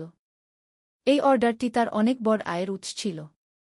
সন্ধ্যায় বাড়ি ফিরে সে মা বাবাকে সব ঘটনা বলল। আল্লাহর মর্জি বাবা। বাবা আবু বকর বললেন, হয়তো এর মধ্যে কোনো কল্যাণ আছে। আবার শুরু। সবকিছুতেই আল্লাহর মর্জি। ঝড় হওয়াটা প্রাকৃতিক ঘটনা, আবার আল্লাহর মর্জি কি? হারিস বিরক্ত হয়ে বলল। হারিস, তুমি জানো না, আল্লাহ কখনো কখনো আমাদের পরীক্ষা করেন। এই যে তোমার ক্ষতি হল, হয়তো এর মাধ্যমে তিনি তোমাকে কোনো বড় শিক্ষা দিতে চান। মা বললেন। হারিস কিছু বলল না, কিন্তু ভেতরে ভেতরে সে একটু চিন্তিত হয়ে পড়ল। রাতে ঘুমের মধ্যে হারিস একটি স্বপ্ন দেখল সে এক বিশাল মরুভূমিতে একা হাঁটছে। চারদিকে কোনো মানুষ নেই। প্রচণ্ড গরম আর তৃষ্ণায় সে কাতর হয়ে উঠেছে। হঠাৎ দূরে একটি ওয়েসিস দেখতে পেল। দৌড়ে গিয়ে দেখে সেখানে পানি নেই, শুধু বালু। ভোরে ঘুম ভেঙে গেল। স্বপ্নটা খুবই বিচিত্র লাগল তার। কেন এমন স্বপ্ন দেখল? পরের কয়েকদিন হারিস কঠোর পরিশ্রম করল। নতুন করে সিন্দুকটি বানাতে শুরু করল। কিন্তু কাজে মন বসছিল না। মাঝে মাঝে মনে হচ্ছিল সব কিছু যেন তার নিয়ন্ত্রণের বাইরে চলে যাচ্ছে। একদিন কাজ করতে করতে হঠাৎ তার হাতে কাঠ কাটার যন্ত্র লেগে গেল। হাতে গভীর জখম হল। রক্তে ভেসে গেল কর্মশালা। আল্লাহ! এটা কি হল? করিম চিৎকার করে উঠল। হারিস তার হাতের দিকে তাকাল। প্রচুর রক্ত পড়ছে। ব্যথায় কাতর হয়ে পড়ল সে। করিম তাড়াতাড়ি একটি কাপড় দিয়ে ক্ষতস্থান বেঁধে দিল। চলুন, হকিম সাহেবের কাছে যেতে হবে। হকিম সাহেব খত দেখে বললেন, বেশ গভীর কেটেছে। কয়েকদিন হাত নাড়াতে পারবে না। কাজকর্ম বন্ধ রাখতে হবে। হারিস নীরব হয়ে গেল। হাত না নড়লে সে কি করবে? কাজ বন্ধ মানে আয় বন্ধ। বাড়ি ফিরে সে বিছানায় শুয়ে রইল। মা খাবার নিয়ে এল। খাও বাবা, আল্লাহ তোমাকে তাড়াতাড়ি ভালো করে দেবেন কি মা বললেন। আম্মা, আপনারা সবসময় আল্লাহর নাম করেন কেন? আমার হাত কেটেছে প্রাকৃতিক কারণে। ওটা ভালো হবেও প্রাকৃতিক নিয়মে, হারিস ক্লান্ত গলায় বলল। মা চুপ থাকলেন। কিন্তু তার চোখে পানি চলে এল। রাতে হারিস আবার সেই মরুভূমির স্বপ্ন দেখল। এবার দেখল সে মরুভূমিতে পড়ে আছে। খুবই অসহায় লাগছে। হঠাৎ দূর থেকে একটি কণ্ঠস্বর ভেসে এল, হে হারিস, তুমি কি এখনো মনে কর তুমি একা পারো? হারিস ঘুম থেকে উঠল। ঘাম দিয়ে ভেসে যাচ্ছে। স্বপ্নটা এত স্পষ্ট মনে হচ্ছিল যেন বাস্তব। তৃতীয় অধ্যায়, ভাঙন। 3 দিন পর হারিসের হাত একটু ভালো হল। সে আবার কর্মশালায় গেল। কিন্তু সেখানে গিয়ে আরেকটি দুঃসংবাদ পেল। তার সবচেয়ে বড় ক্রেতা আলী ইবনে হাসান এসেছিলেন। তিনি বলে গেছেন যে অন্য কারিগরের কাছে অর্ডার দিয়েছেন। কেন? আমার কাজ কি ভালো না? হারিস করিমকে জিজ্ঞেস করল। ভাইজান, তিনি বলেছেন আপনার কাজ খুবই ভালো। কিন্তু আপনি যেভাবে ক্রেতাদের সাথে কথা বলেন তাতে তারা মনে কষ্ট পান কি? করিম লজ্জিত গলায় বলল। কিভাবে কথা বলি আমি? ভাইজান, আপনি অনেক সময় তাদের সাথে রুট ব্যবহার করেন। আর যখন তারা আল্লাহ হাফেজ বা ইনশাআল্লাহ এসব বলেন, আপনি রেগে যান। এতে তারা মনে কষ্ট পান। হারিসের মাথায় বজ্রপাত হল। তার সব ক্রেতা তাহলে এভাবেই চলে যাবে? আচ্ছা, আপনি একটু সবার সাথে নরম ব্যবহার করেন। আর তাদের ধর্মীয় কথাবার্তায় বাধা দেবেন না কি? করিম পরামর্শ দিল। হারিস কিছু বলল না। কিন্তু মনে মনে ভাবল, তাহলে কি ব্যবসা বাঁচাতে তাকে ভণ্ডামি করতে হবে? পরের কয়েকদিন হারিস চেষ্টা করল ক্রেতাদের সাথে একটু নরম ব্যবহার করতে। কিন্তু যখনই কেউ আল্লাহ শব্দটি উচ্চারণ করত, তার ভেতরে একটা অস্বস্তি হতো। একদিন এক ক্রেতা এসে বলল, ইনশাআল্লাহ, আপনার বানানো আলমিরাটি আমার খুব পছন্দ হয়েছে। আল্লাহ আপনার হাতে বরকত দিয়েছেন গু। হারিস জোর করে একটা হাসি দিয়ে বলল, ধন্যবাদ, কিন্তু ভেতরে সে ফুঁসছিল। ক্রেতা চলে যাওয়ার পর করিম বলল, ভাইজান, আপনি অনেক ভালো করেছেন। এভাবেই চালিয়ে যান। কিন্তু হারিসের মনে অশান্তি। সে কি তাহলে অভিনয় করতে শিখছে? এটা কি ঠিক হচ্ছে? সেদিন সন্ধ্যায় হারিস গ্রামের পার্কে বেড়াতে গেল। সেখানে দেখল কিছু বাচ্চারা খেলা করছে। একটি ছোট্ট মেয়ে তার দিকে এসে বলল, চাচা, আপনি কি দোয়া জানেন? দোয়া? কেন? হারিস প্রশ্ন করল। আমার আম্মা অসুস্থ। আমি সবাইকে বলেছি আমার আম্মার জন্য দোয়া করতে। আপনিও করবেন? হারিস অস্বস্তিতে পড়ল। আমি দোয়া জানি না গি। ছোট্ট মেয়েটি অবাক হয়ে তাকাল। কিভাবে হয় চাচা? সবাই তো দোয়া জানে। রাব্বানা আতিনা ফিদ দুনিয়া হাসানাতা ওয়া ফিল আখিরাতি হাসানাতা ওয়া কিনা আয়াবান নার। ছোট্ট মেয়েটির মুখ থেকে সুন্দর আরবি উচ্চারণ শুনে হারিসের মনে একটা অদ্ভুত অনুভূতি হল। এত ছোট একটা বাচ্চা এত সুন্দর করে দোয়া বলতে পারে, আর সে একজন পূর্ণবয়স্ক মানুষ হয়ে কোনো দোয়া জানে না। চাচা, আপনি কি দোয়া করবেন আমার আম্মার জন্য? মেয়েটি আবার জিজ্ঞেস করল। হারিস কি বলবে বুঝতে পারল না। অবশেষে বলল, তোমার আম্মা ভালো হয়ে যাবে। ডাক্তারের ওষুধ খেলেই ভালো হবে। মেয়েটি মাথা নেড়ে বলল, না চাচা, ওষুধ তো আল্লাহর একটা মাধ্যম মাত্র। আসল শেফা তো আল্লাহর কাছ থেকেই আসে গি। হারিস স্তব্ধ হয়ে গেল। এত ছোট একটা বাচ্চা এত গভীর কথা বলছে। বাড়ি ফেরার সময় হারিসের মনে নানা প্রশ্ন ঘুরপাক খাচ্ছিল। সবাই কেন এত আত্মবিশ্বাসের সাথে আল্লাহর কথা বলে? তারা কি এমন কিছু জানে যা সে জানে না? রাতে খাবারের সময় হারিস বাবাকে প্রশ্ন করল, আব্বা, আপনি কিভাবে এত নিশ্চিত যে আল্লাহ আছেন? আবু বকর অবাক হয়ে পুত্রের দিকে তাকালেন। অনেকদিন পর হারিস এ ধরনের প্রশ্ন করেছে। বাবা, আমার হৃদয়ে আল্লাহর অস্তিত্ব অনুভব করি। এই সুন্দর পৃথিবী, এই নিয়মতান্ত্রিক মহাবিশ্ব, আমার অস্তিত্ব, সবকিছুই আল্লাহর অস্তিত্বের প্রমাণ গু। কিন্তু এসব তো প্রাকৃতিক নিয়মেও হতে পারে গি। হ্যাঁ, পারে। কিন্তু এই প্রাকৃতিক নিয়ম কে তৈরি করেছে? এই সুষম পৃথিবী, এই নিখুঁত মহাজাগতিক ব্যবস্থা, এসব কি আপনা আপনি হয়েছে? হারিস চুপ থাকল। এই প্রশ্নের উত্তর তার জানা নেই। আর একটা কথা হারিস, বাবা অব্যাহত রাখলেন, তুমি যখন কোনো সমস্যায় পড়, তখন তোমার মনে কি কখনো এই ইচ্ছা হয় না যে কেউ যদি তোমাকে সাহায্য করত? হারিস ভাবল। হ্যাঁ, এই অনুভূতি তার হয়েছে। বিশেষ করে গত কয়েকদিনে। সেই সাহায্যকারী হলেন আল্লাহ। তিনি সর্বদা আমাদের সাথে আছেন। শুধু আমাদের তার দিকে ফিরতে হয় গিয়ে। হারিস আর কিছু বলল না। কিন্তু বাবার কথাগুলো তার মনে গভীর রেখাপাত করল। চতুর্থ অধ্যায়, অন্ধকার রাত। পরের দিন সকালে হারিস কর্মশালায় গিয়ে দেখল রাতে চুরি হয়েছে। তার সব দামি যন্ত্রপাতি চুরি হয়ে গেছে। যে সামান্য কিছু কাজ সে শেষ করেছিল সেগুলোও নিয়ে গেছে চোরেরা। হারিস মাটিতে বসে পড়ল। এ যেন তার জীবনের সবচেয়ে বড় আঘাত। সবকিছু শেষ হয়ে গেল। করিম দৌড়ে এসে বলল, ভাইজান, আমি গ্রাম প্রধানকে খবর দিয়েছি। তিনি আসছেন গু। হারিস কিছু বলল না। শুধু চোখ বন্ধ করে বসে রইল। মনে হচ্ছিল যেন সবকিছুর অবসান হয়ে গেছে। গ্রাম প্রধান এসে পরিস্থিতি দেখে বললেন, হারিস, আমি সবার সাথে খোঁজ নেব। তবে এসব দুর্বৃত্ত খুঁজে পাওয়া কঠিন গু। এখন আমি কি করব? হারিস নিরাশ গলা জিজ্ঞেস করল। আল্লাহর উপর ভরসা রাখো। তিনি অবশ্যই কোনো না কোনো পথ বের করে দেবেন গু। আল্লাহ। সবাই শুধু আল্লাহর কথা বলে। হারিস রেগে উঠল। আমার সব শেষ হয়ে গেছে আর আপনারা আল্লাহর কথা বলছেন। গ্রাম প্রধান শান্তভাবে বললেন, হারিস, তুমি এতদিন নিজের উপর ভরসা রেখেছ। কিন্তু দেখো নিজের শক্তি কত সীমিত। এখন হয়তো সময় এসেছে অন্য কোনো সাহায্যের কথা ভাবার গু। হারিস কোনো উত্তর দিল না। বাড়ি ফিরে সে মা-বাবাকে সব ঘটনা বলল। মা কাঁদতে লাগলেন। বাবা তাকে সান্ত্বনা দিতে চেষ্টা করলেন। হারিস, এটা হয়তো আল্লাহর পক্ষ থেকে একটা পরীক্ষা। তিনি দেখতে চান তুমি কিভাবে এই বিপদের মোকাবেলা করগু। আব্বা, পরীক্ষা মানে কি? আল্লাহ কি এত নিষ্ঠুর যে মানুষের সবকিছু কেড়ে নিয়ে পরীক্ষা করেন? হারিসের গলায় এবার যন্ত্রণা। না বাবা, আল্লাহ নিষ্ঠুর নন। তিনি অত্যন্ত দয়ালু। কিন্তু কখনো কখনো আমাদের ভুল পথে যেতে দেখে তিনি আমাদের সঠিক পথে ফেরানোর জন্য এমন কিছু ঘটান গু। হারিস রাতভর ঘুমাতে পারল না। সারা রাত জানালায় দাঁড়িয়ে আকাশের দিকে তাকিয়ে রইল। প্রথমবারের মতো তার মনে হল সে সত্যিই একা। চারদিকে অন্ধকার ছাড়া কিছু নেই। হঠাৎ তার মরুভূমির স্বপ্নের কথা মনে পড়ল। সেখানেও সে একা ছিল। আর আজ বাস্তবেও সে একা। পরের দিন হারিস বের হল কাজের খোঁজে। কিন্তু কোথাও কাজ মিলল না। সবাই বলল, আগে তুমি তো নিজেই কাজ করতে।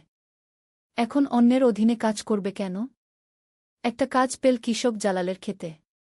কিন্তু পারিশ্রমিক খুবই কম। এতে তো আমার সংসার চলবে না। হারিস জালালকে বলল, ভাই, এটাই আমার সামর্থ্য।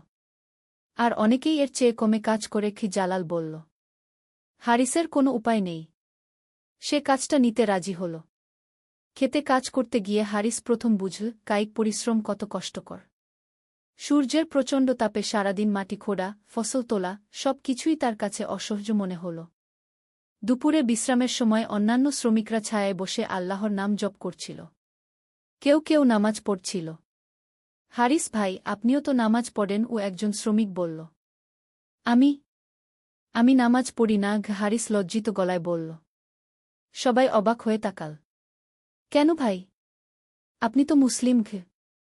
আমার আল্লাহর উপর বিশ্বাস নেই। হারিস সোজাসুজি বলে দিল। একটা নীরবতা নেমে এল। তারপর এক বয়স্ক শ্রমিক বলল, ভাই, আমি পড়াশোনা জানি না। কিন্তু একটা কথা জানি, যে আল্লাহকে মানে না সে নিজেকে খুবই বড় ভাবে।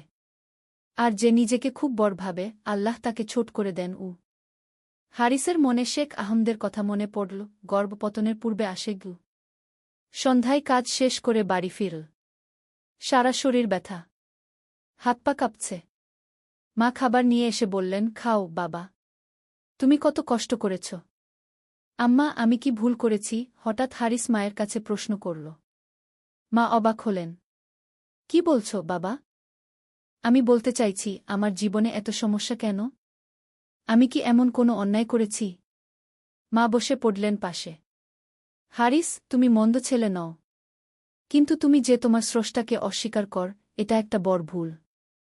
যিনি তোমাকে সৃষ্টি করেছেন, তোমাকে এত কিছু দিয়েছেন, তাকে অস্বীকার করা কি ঠিক? হারিস চুপ থাকল। প্রথমবারের মতো তার মনে হল হয়তো সে ভুল পথে ছিল।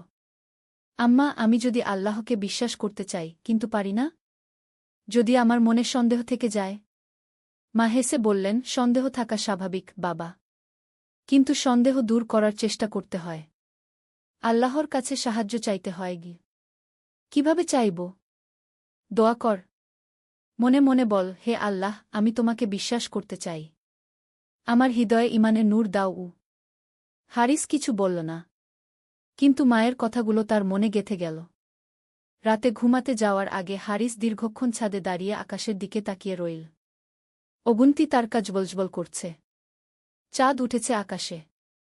কত সুন্দর এই দৃশ্য!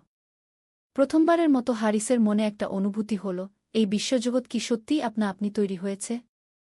এত নিখুঁত, এত সুন্দর একটা ব্যবস্থা কি কোনো পরিকল্পনাকারী ছাড়া সম্ভব? হঠাৎ তার মনে পড়ল, সে যখন একটা সিন্দুক বানায়, তখন কত পরিকল্পনা করে, কত নিপুণতার সাথে প্রতিটি অংশ তৈরি করে।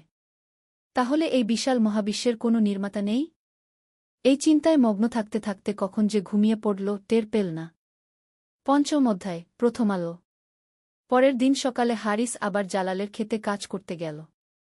আজ তার কাজ ছিল নতুন বীজ বপন করা। মাটিতে বীজ পুঁতে দিতে দিতে হারিসের মনে এক অদ্ভুত চিন্তা এল। এই ছোট্ট বীজ থেকে কিভাবে বড় গাছ হয়? কে এই বীজের মধ্যে এত শক্তি দিয়ে রেখেছে? দুপুরে বিশ্রামের সময় সে জালালকে প্রশ্ন করল, জালাল ভাই, এই বীজ থেকে গাছ হয় কিভাবে? জালাল হেসে বলল, হারিস ভাই, এটা আল্লাহর অপার কুদরত। তিনি এই ছোট্ট বীজের মধ্যে এত শক্তি রেখে দিয়েছেন। কিন্তু এটা তো প্রাকৃতিক নিয়মেও ব্যাখ্যা করা যায়। হ্যাঁ ভাই, প্রাকৃতিক নিয়ম আছে। কিন্তু এই প্রাকৃতিক নিয়ম কে তৈরি করেছে? কে ঠিক করেছে যে বীজে পানি দিলে গাছ হবে, সূর্যের আলো পেলে বাড়বে? হারিস চুপ থাকল। এই প্রশ্নের উত্তর তার জানা নেই। আর একটা কথা, জালাল অব্যাহত রাখল, আপনি কি কখনো লক্ষ্য করেছেন প্রকৃতিতে কত নিখুঁত ভারসাম্য আছে? গাছ অক্সিজেন দেয়, আমরা কার্বন ডাই অক্সাইড দেই। বৃষ্টি হয়, নদীতে পানি আসে, সমুদ্রে পানি বাষ্প হয়ে আবার মেঘ হয়। এত নিখুঁত একটা ব্যবস্থা কি আপনা আপনি হতে পারে? হারিস গভীর ভাবনায় পড়ে গেল। সত্যি তো, প্রকৃতিতে যে ভারসাম্য আছে সেটা অনেক জটিল। এটা কি সত্যিই কোনো পরিকল্পনা ছাড়া সম্ভব? বিকালে কাজ শেষ করে বাড়ি ফেরার পথে হারিস দেখল, সেই ছোট্ট মেয়েটি যার মা অসুস্থ ছিল, সে খুশিতে লাফাচ্ছে। কি হয়েছে? হারিস তাকে জিজ্ঞেস করল। চাচা, আমার আম্মা ভালো হয়ে গেছে। আল্লাহ আমার দোয়া কবুল করেছেন, মেয়েটি আনন্দে বলল। হারিস একটু থমকে গেল। ডাক্তার কি বলেছে? ডাক্তার সাহেব বলেছেন, এটা একটা মিরাকল। তিনি ভেবেছিলেন আম্মার অনেক বেশি সময় লাগবে ভালো হতে। কিন্তু হঠাৎ করে রাতারাতি আম্মা সুস্থ হয়ে গেছেন। তাহলে এটা ডাক্তারি চিকিৎসার ফলে হয়েছে? ছোট্ট মেয়েটি মাথা নেড়ে বলল, না চাচা, ডাক্তার তো আল্লাহরই একটা মাধ্যম। আসল শেফা তো আল্লাহর কাছ থেকেই আসে। আমি রোজ রাতে আল্লাহর কাছে কেঁদে কেঁদে দোয়া করতাম। আল্লাহ আমার দোয়া শুনেছেন। হারিস বিস্মিত হয়ে মেয়েটির মুখের দিকে তাকাল। এত ছোট বয়সেও সে কত দৃঢ় বিশ্বাসী। চাচা, আপনিও আল্লাহর কাছে দোয়া করুন। তিনি সবার দোয়া শোনেন। মেয়েটি বলল। হারিস কিছু বলল না। কিন্তু মেয়েটির কথাগুলো তার মনে গভীর রেখাপাত করল। সন্ধ্যায় বাড়ি ফিরে হারিস মা বাবাকে দিনের অভিজ্ঞতার কথা বলল। আব্বা, আমার মনে অনেক প্রশ্ন জেগেছে। আমি কিছু বিষয় বুঝতে পারছি না। কি বুঝতে পারছ না বাবা? বাবা জিজ্ঞেস করলেন। এই যে প্রকৃতিতে এত নিখুঁত ব্যবস্থা, বীজ থেকে গাছ হওয়া, রোগ ভালো হয়ে যাওয়া, এসব কি সত্যিই আপনা আপনি হয়? বাবা মুচকি হেসে বললেন, হারিস, তুমি নিজেই তো একজন কারিগর। তুমি যখন একটা আলমিরা বানাও, সেটা কি আপনা আপনি তৈরি হয়? নাকি তোমার পরিকল্পনা, তোমার দক্ষতা, তোমার পরিশ্রমের ফল? অবশ্যই আমার পরিকল্পনা ও পরিশ্রমের ফল। তাহলে এই বিশাল মহাবিশ্ব, এই জটিল প্রকৃতি, এই নিখুঁত মানুষের শরীর, এসব কি কোনো পরিকল্পনাকারী ছাড়া তৈরি হতে পারে? হারিস ভাবতে লাগল। তার কাছে এই যুক্তিটা অস্বীকার করা কঠিন মনে হল। কিন্তু আব্বা, আল্লাহকে তো আমি দেখতে পাই না। তুমি কি বাতাস দেখতে পাও? না, কিন্তু বাতাসের অস্তিত্ব আমি অনুভব করি। ঠিক তেমনি আল্লাহকেও তুমি দেখতে পাবে না, কিন্তু তার কাজ, তার নিদর্শন সর্বত্র ছড়িয়ে আছে। তোমার হৃদয় খুলে রাখলে তার অস্তিত্ব অনুভব করবে। হারিস রাতে অনেকক্ষণ জেগে রইল। বাবার কথাগুলো তার মনে ঘুরপাক খাচ্ছিল। সত্যি তো, সে যখন কোনো কাজ করে সেটা তার পরিকল্পনা ও পরিশ্রমের ফল। তাহলে এই বিশাল সৃষ্টিজগৎ কি কোনো স্রষ্টা ছাড়া সম্ভব? প্রথমবারের মতো হারিসের মনে একটা সম্ভাবনার কথা ভাবল, হয়তো সত্যিই আল্লাহ আছেন। কিন্তু পরক্ষণেই তার মনে প্রশ্ন জাগল, যদি আল্লাহ থাকেন তাহলে তিনি তার এত ক্ষতি কেন করলেন? ষষ্ঠ অধ্যায়, অনুশোচনার শুরু। পরের দিন হারিস আবার জালালের খেতে গেল। আজ তার কাজ ছিল সেচের পানি দেওয়া। কাজ করতে করতে হারিস লক্ষ্য করল, গতকাল যে বীজগুলো বুনেছিল তার কয়েকটিতে ছোট্ট কুঁড়ি বের হয়েছে। মাত্র একদিনেই! এটা কিভাবে সম্ভব, সে মনে মনে ভাবল। জালাল কাছে এসে বলল, হারিস ভাই, দেখেছেন? আল্লাহর কুদরত কত অদ্ভুত! মাত্র একদিনেই বীজের ভেতর থেকে জীবন বের হয়ে এসেছে গি। কিন্তু এটা তো বৈজ্ঞানিক প্রক্রিয়া। বীজে পানি পেলে এটাই হয় গে। ঠিক বলেছেন।